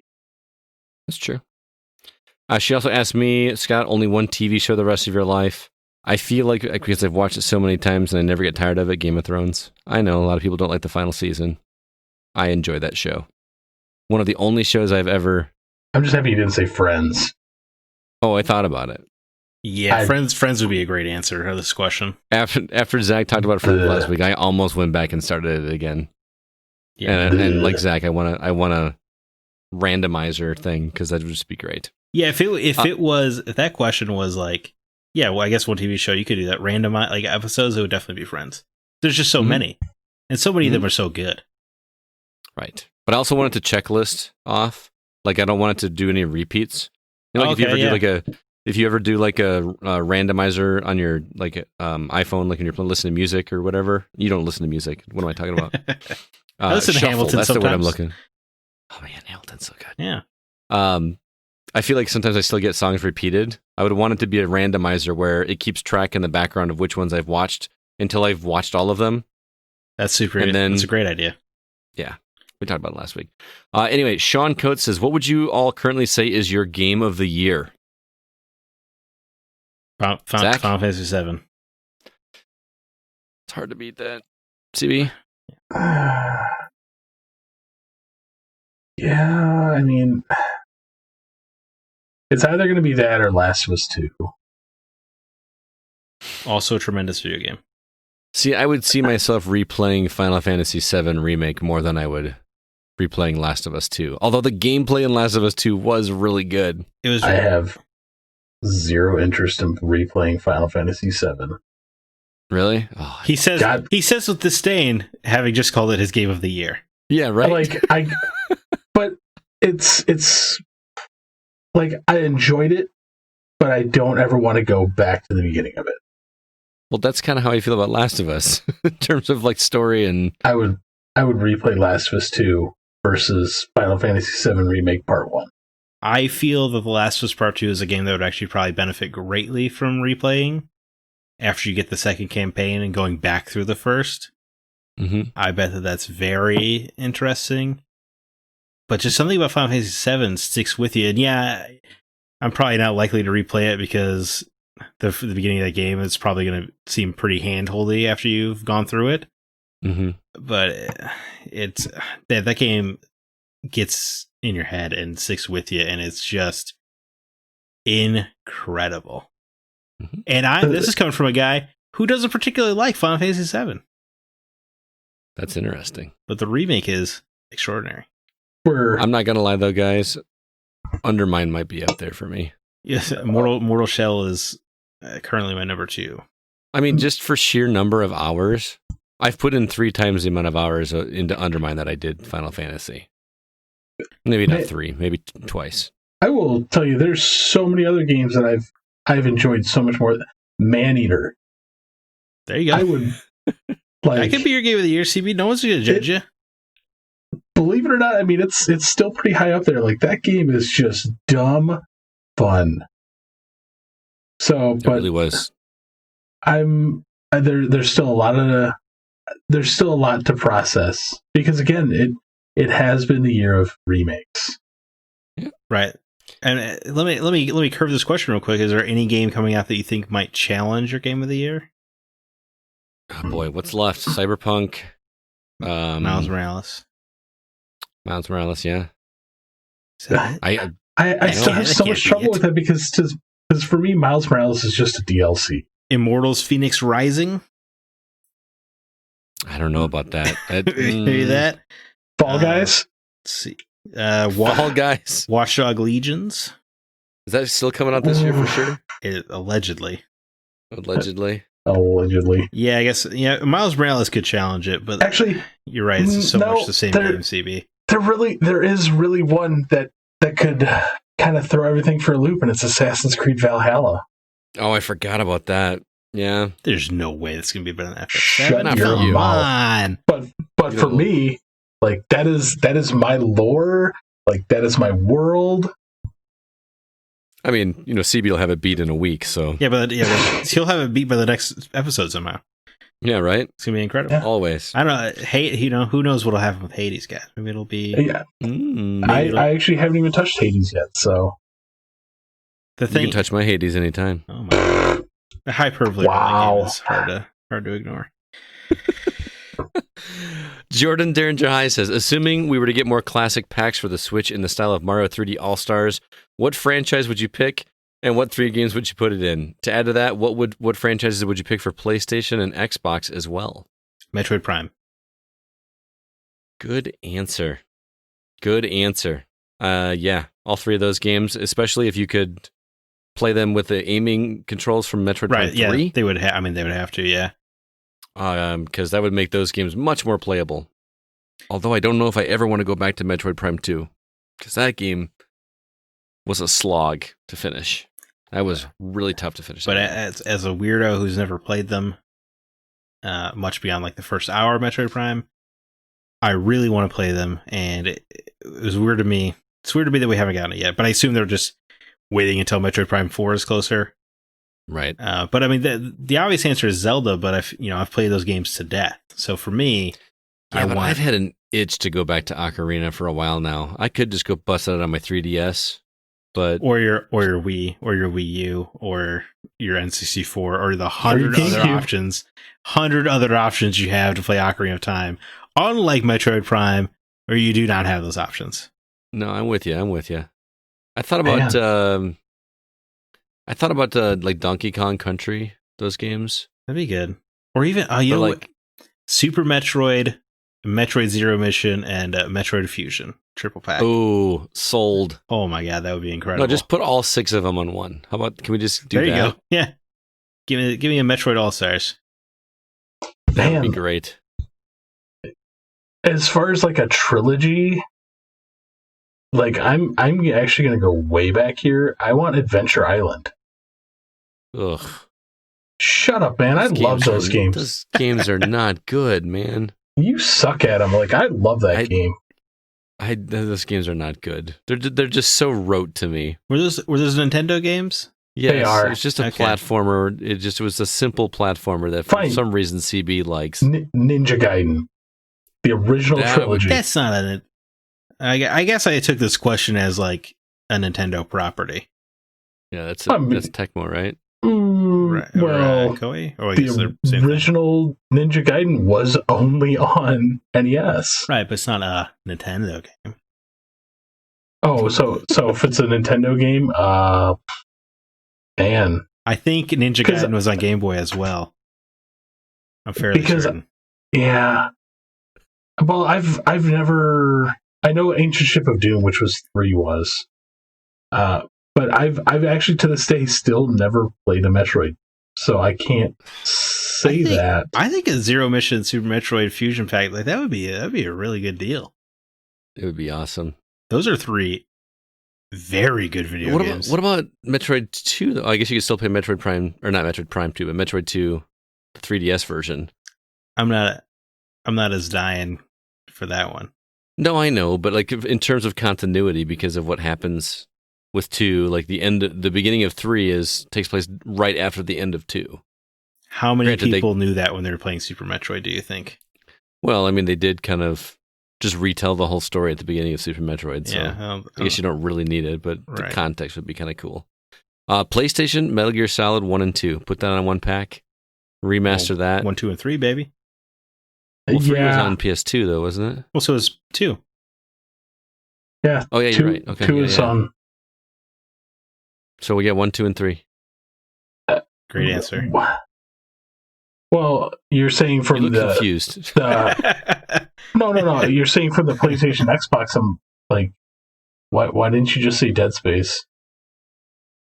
Well, because we already have it.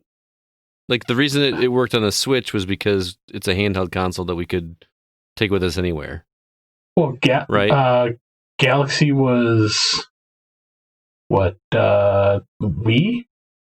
Right. So Yeah. so that was the same era as Dead Space. Right, but I can still... I can't play that on my current console. I can still play Dead Space 2, Dead Space 2, and 3 on my current console. Just bundling them together and reselling it to me doesn't make any sense. I can't play Metal depends Gear on the Solid company. on my... Well, I guess I can play Metal Gear Solid, right? Yes, Is that you in can the play Metal PSN Gear store? I don't think the first one is. And that game needs a rehaul. They did it Yes. once, remember? They turned it into an anime game. Twin Snakes. Oh, yeah, Twin Snakes. Yes. Left a lot to be desired. That first game story was so much fun, though. It was just so good.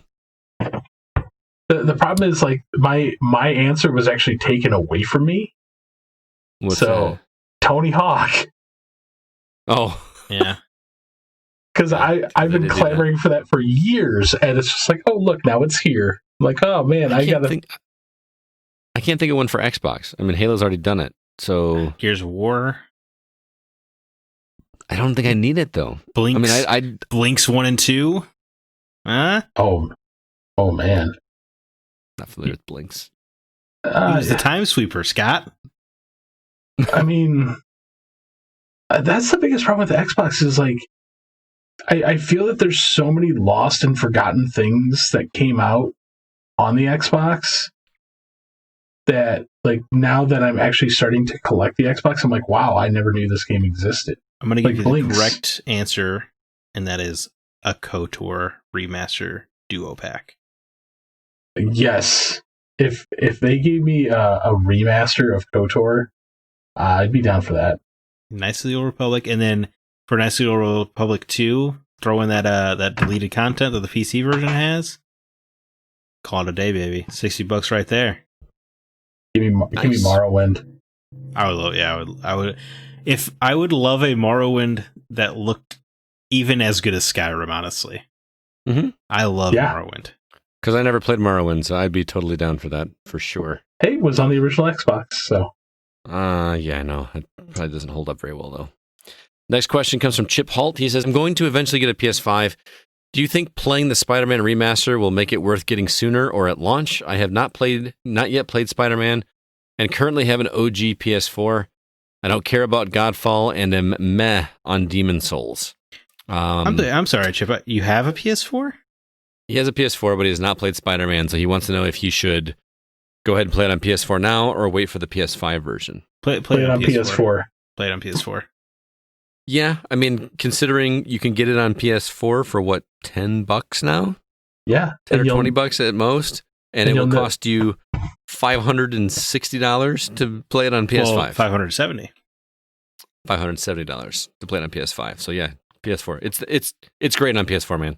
And you'll never have to deal with Beacon Face. Yeah, and you'll get the actual version of the game. So that is helpful. I feel like, Chip, you might have had this question already answered based on our news section. Yeah, pretty much. But I mean, pretty much. yeah, So sorry we ruined that for you, Chip, but PS4 easy answer on yeah, that one. Absolutely. Over on Twitter, Amanda Sink at Sink Into This says, if you could alter one thing in your life right now, where you live, job, getting a pet, anything, what would it be? Mine I will not be disclosing on this podcast, but I'm just kidding. Is it sexual? What would your guys be? Wow. He's talking about daily bloach. Nothing. Can't say that word here. Didn't say it. CB, what would you have to change in your life? Honestly, He's gonna say nothing. no. Like I'm not gonna say nothing because there'd be two things I would change. Where I live, I would much rather be in like Ireland. Oh my God, yes, Ireland is looking more appealing by the day. I fell in love with there. Like I would drop everything and move there in a heartbeat. I want to become Thomas And- Beck's refugee. Yeah, I go over there and hang out with him some more. And I would change my dream job. Like, I would just quit my job and open my video game store. Yeah, I like it. I like it. Boy, if I could change one thing in my life, I'm happy with where I live. I like my job. I don't need any more pets. I got 4 cats that hate me. Jesus, that's a lot of cats, man. Well, we actually have 5, but one of them likes me. 4 of them. Seriously, dude, whenever I walk into a room, they scatter like roaches. And every time I do, I yell, "Run for your lives!" They just I don't do anything to them. I just walk in the room. I was sorry. I didn't realize. I didn't know Scott had so many cats. To this day, I still haven't seen 2 or 3 of them. I've been over to his house multiple times. Like, I'm like, you say you have 5 cats. I see one that just constantly like mew, and she's got a broken meow. I like RC. She's a cute cat. But then the other one will just pop its head out, look at you, and run away. But the other 3, I'm like, I swear to God, like Scott only has 2 cats. They were feral cats. We took them in. We captured them, got them fixed, and we were intending to give them to people, and nobody would take them. So next thing I know, we have all 4 of them in our house, and so they've lived outside their entire lives until we brought them in. So they're not acclimating to domesticated life quite so well. Do they destroy your furniture? No. No, not at all. They're actually good cats in that sense. Like, they eat, they use litter box, okay. All that's fine. And then I complain about it to my wife. I'm like, I'm tired of like walking around to my own home and feeling like I'm the devil. The bad and she's guy. like, well, you don't do anything with them. I'm like, she'll sit on the floor for like a half an hour, just like waiting for them to come to her, and like slowly, like I don't have the time to make a cat like Dude, me. You can't read a book without thinking that you're wasting time. I can't imagine you just sitting on the floor hoping for a cat. Thank you. I mean, and a couple of them do come up to me, but it's like, it's on their own time, and their own time is like forever. Whereas my old cats that are now gone, I had a cat named Phoebe. Yes, I have Phoebe, Chandler, and Rachel. That's awesome. Phoebe was my cat. Man, that cat would jump up on my lap and sit on my lap while I played games for hours. Oh yeah. It was so great because like she knew that Saturday morning was like my game time. And because I always make coffee at work, right? But on Saturday mornings, I made coffee with the Keurig in the kitchen, and she knew the sound of the Keurig, and that when I made coffee at home, it meant I was going directly downstairs to play games. And she would come running and meow at me until I would go downstairs, and then she would immediately jump on my lap and just stay there all day long. That's the cutest goddamn thing I've ever heard. It was great. This cat would let me. This is a tangent. Holy crap! This cat would when I would go to bed, I would like sit down on the bed, and she would hear the springs or whatever, and she would come running, and she would wait until I would hold the blanket back. I'd fold the blanket back. She would jump in, and she would lay next to me like she was spooning me, or I was spooning her. I would put the blanket over her, not covering her head, just like around her neck, and she would fall asleep there and stay there all night until I woke up in the morning. That's amazing. That is a great cat. I love that kind of cat. This crap where you like walk in the room and it's like, run away. I hate it. Drives me crazy. The murder cats don't do it. What's that? So murder cats aren't doing it for you? No, just they're not bad cats. They don't like. I just hate that feeling of like I'm this abusive owner or something. I did nothing to them. I rescued your ass. Come on. You brought me inside. I can't hunt things now. Yeah. Well, I guess for me, I would be a full-time writer. I don't care what. If it's writing game journalism, if it's writing comic books, writing video game stories, even, I don't, that's what I would change. Be a writer. I feel you. I want to be involved in the industry in some capacity. I feel like man. I'm we not go to as... E3. You're involved. No, I know. I'm saying it's for like a full-time job, not like as a hobby. I got you. We do this as a hobby, right? But I feel like I would be better suited for PR than I would for writing. Like you, you're a better writer than I am. I would love to be the guy going out to the Best Buys and standing at kiosks selling people on a game, or like, whatever technology. Like if Nintendo hired me to go to like Best Buys or whatever and show people how that augmented reality Mario Kart thing worked, doing that and just introducing that to new people every single day, like that kind of job is what I want to do.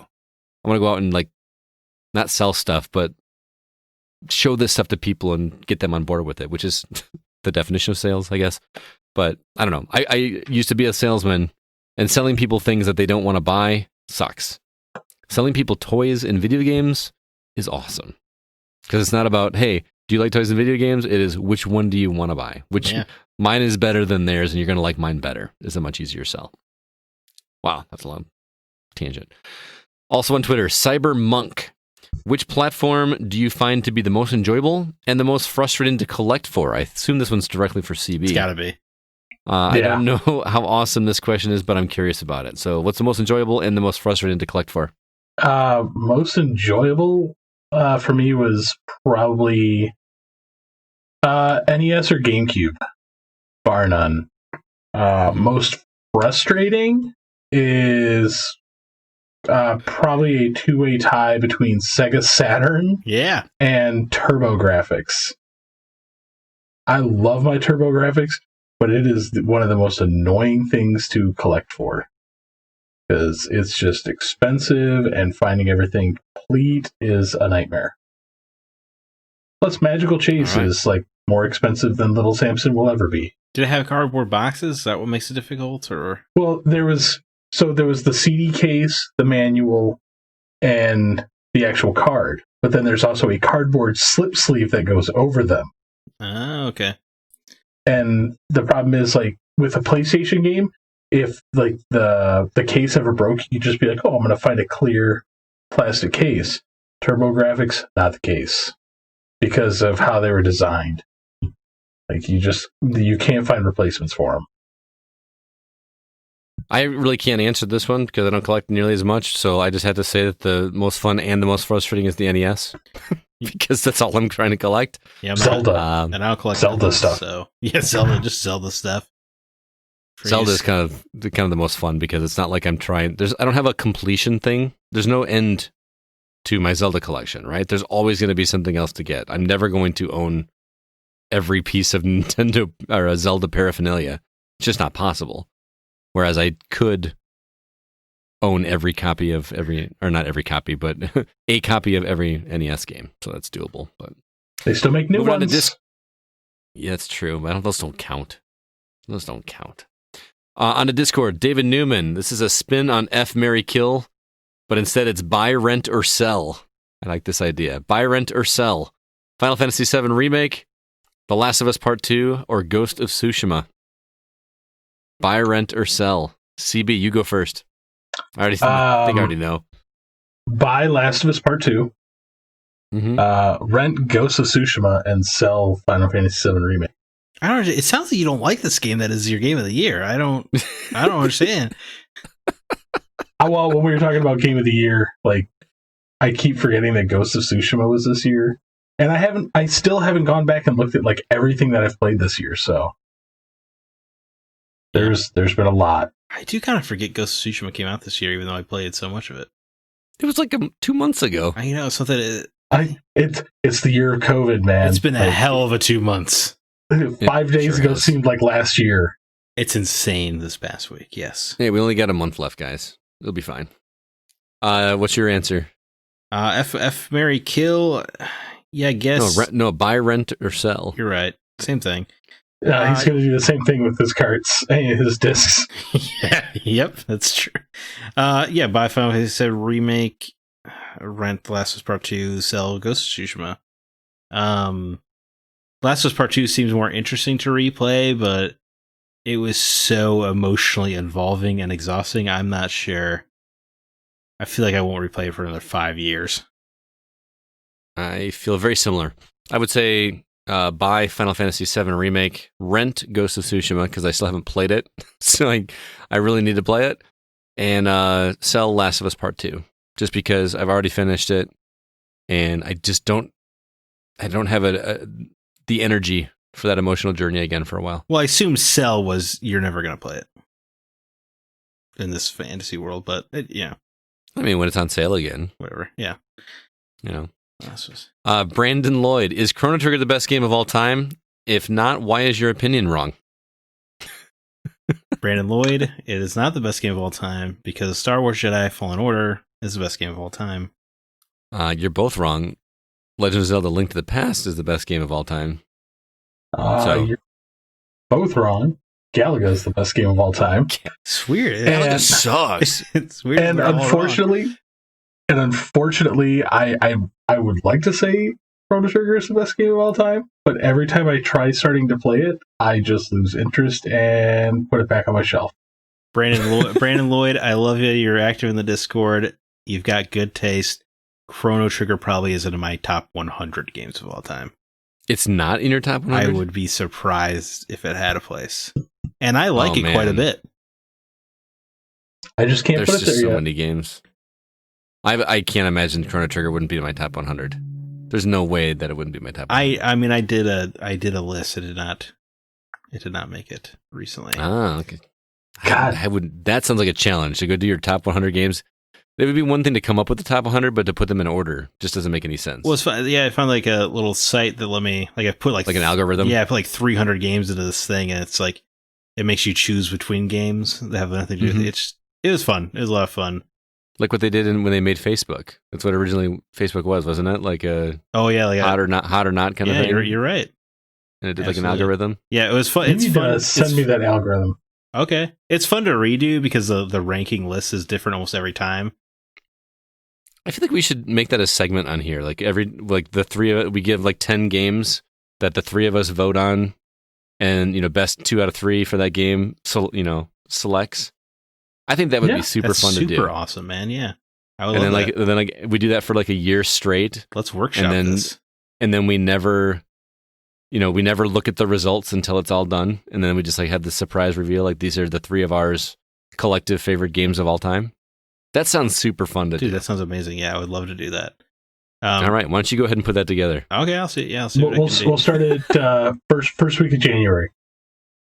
That way we can do the whole year. Okay, yeah. Start of the year, just do it all of 2021. Every significant video game we can think of. Not only that, we can do ours, and then we can also do a community one.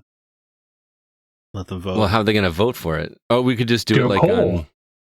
That's a lot of polls, man. I don't know. Maybe it'll drive engagement. This is not an on-the-air conversation. No. But that algorithm was fun because the list almost always changed, except the top 10 was always locked the same, which I thought was very fascinating. Interesting. All right, Stefan Rombing, what is your hopes or opinions on Cyberpunk 2077? Is it too hyped already or just enough?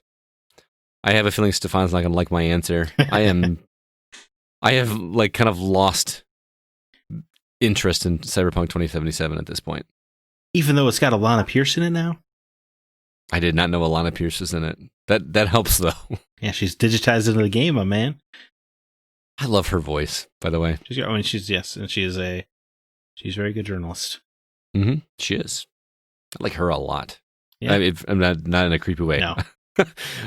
just the way that she articulates and gets her point across is I really appreciate her. Yeah, she's great because she is a person who I can often disagree with, but still totally want to listen to. Yes. Yeah. Exactly. Which is great. You see somebody else's perspective. Yeah. What about you, CB? You didn't play The Witcher, did you? No, or Witcher 3? I probably put like 40 hours in Witcher 3. Okay. I believe Cyberpunk is a little too hyped, and I'm hoping it will at least keep my attention for like 30 hours. Yeah, it's like just 30 hours. I'm hoping. Well, that like, it just got to the point with Witcher 3 that it's just like this feels like a chore. Mm-hmm. I'm hoping that's not the same. Yeah, Cyberpunk 2077 is the most hyped game I have ever experienced in my lifetime. I've never seen a game have this kind of buzz before release, and then they went ahead and put Keanu Reeves in it and just knocked it even higher up. So yeah, it's hyped enough. My interest keeps waxing and waning. Like I want to check it out, but only like out of curiosity. Like there's nothing that's actually making me want to play it. Do you know what I mean? Like, I just want to see if it could live up to these expectations. Right. But I'll probably just let other people do that for me because, as I've said on the show before, like I saw a developer walkthrough at E3 where they narrated through, and I didn't see anything that Deus Ex didn't do. Mm-hmm. So for me, I just don't. I don't understand the hype. I think it looks cool, but it's one of those games. Like it's one of those games where I think I'm going to get to it, and then I never will. Gotcha. I'm waiting for that game to turn into the biggest Rickroll of all time. You just like put the disc in, and it's just constant. At this point, Rick Astley. I would love that. The hype is so severe that I don't know if I could trust anyone's opinion when the game comes out, to be honest. Yeah. That makes sense. Here's my thing is if I had the choice between playing Cyberpunk 2077 or going back and catching up on, I don't know, Avengers, Ghost of Tsushima, Tony Hawk, help me out. What else have I missed? I've Maneater. I played Maneater. I just didn't finish. I beat it. I just didn't finish all those. You got to finish Squadrons before you lose the plot on it. Squadrons. I mean, there's just so many games. Ever since school started, my time obviously has just gone downhill. So I would much rather get caught up on my backlog than play a 200, 300 hour experience. Well, here's a fun fact for you. They already confirmed it'll be much shorter than The Witcher 3. Oh, well, that's good. But how much is much shorter? They also confirmed. Oh, I'm not going to go there. Never mind. What?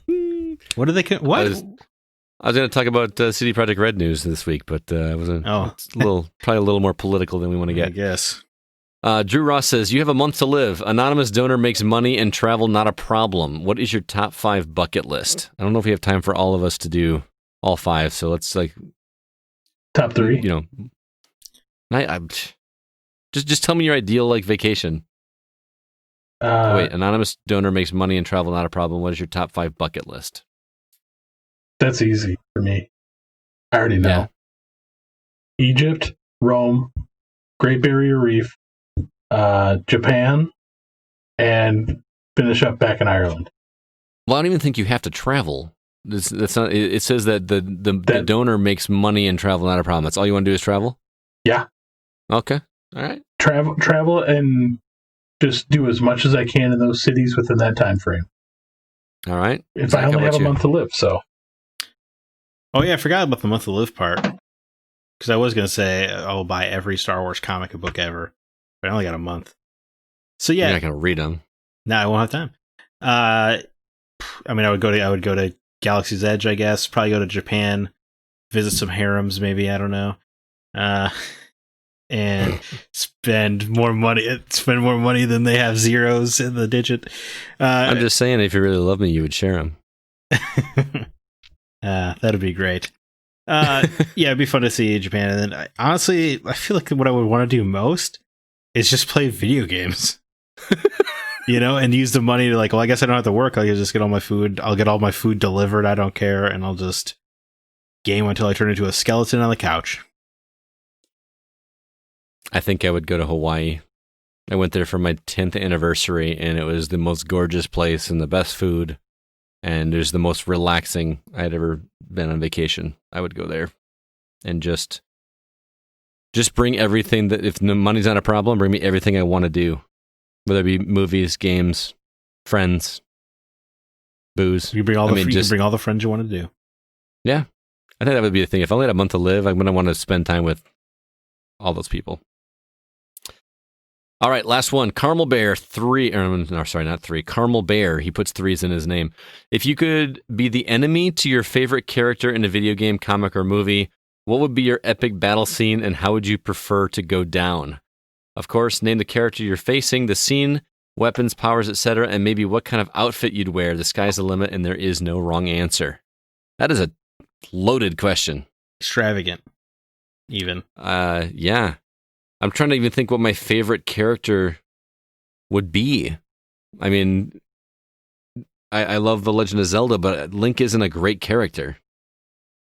Right. You know? Do you really want to be Ganondorf? No. So for me, I just want to be like a random stormtrooper that Cal Kestis kills. That's how you want to go down? Yeah. That sounds fun to me. I want to be that guy who's like, yeah, no, I thought I saw something in the ravine, but it turned out it was just like a little Ewok guy, and then I get stabbed with a lightsaber. I want to be that guy. You want to be stabbed with a lightsaber? I like it. Sounds awesome. CB, what about you? Oh, I mean, mine's pretty obvious because I put the name, this question I put thought into. Okay. I want to be Necron. Wow, okay. Because Zach knows that I love Black Lanterns. Yeah, you would have them all under your control. It doesn't get a lot more epic than trillions of zombies throughout the galaxy. Heck yeah. I mean, I think that would be quite the epic final showdown.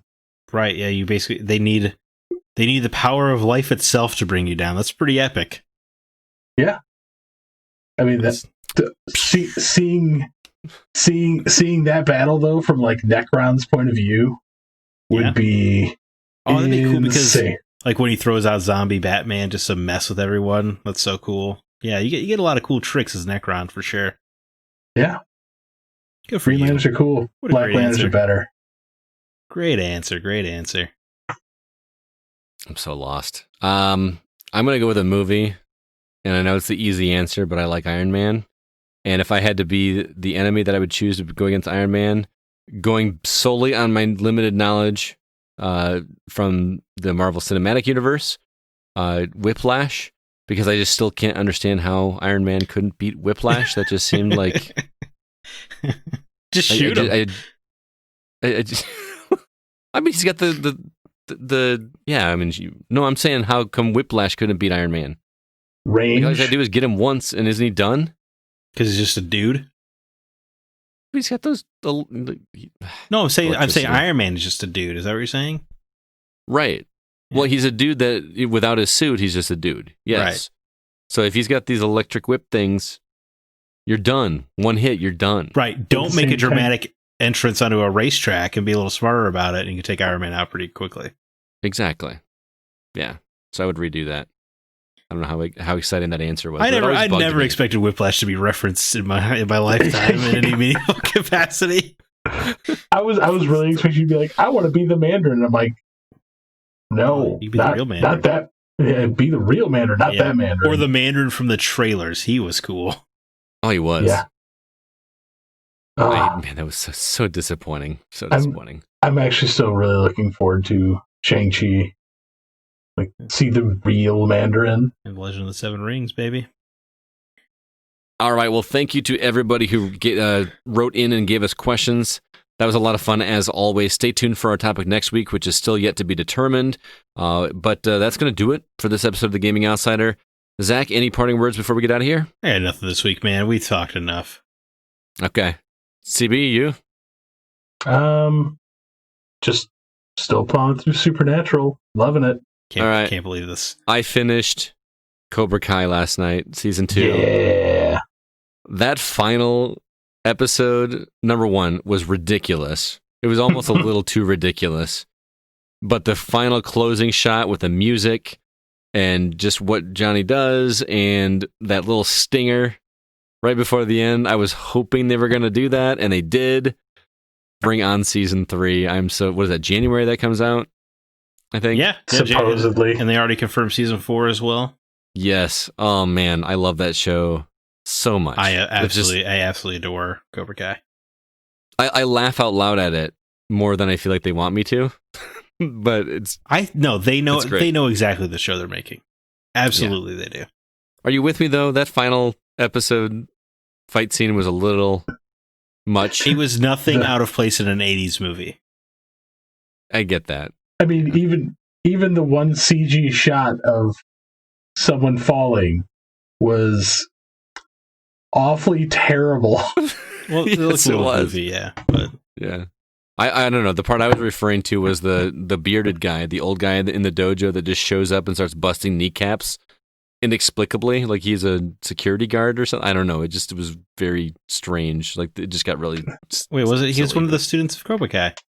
Yeah, that's what I'm saying. He was the old guy, right? The old bearded guy. He called himself Stingray, I think. Yeah, yeah, Stingray.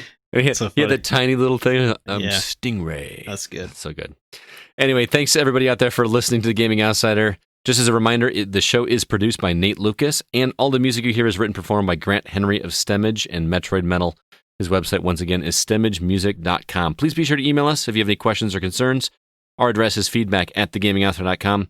Until next week, I'm Scott Clark with Zach Parkerson and Chris Behrensmeyer, and we are The Gaming Outsider. And remember, there's no such thing as a bad game, just games that aren't for you.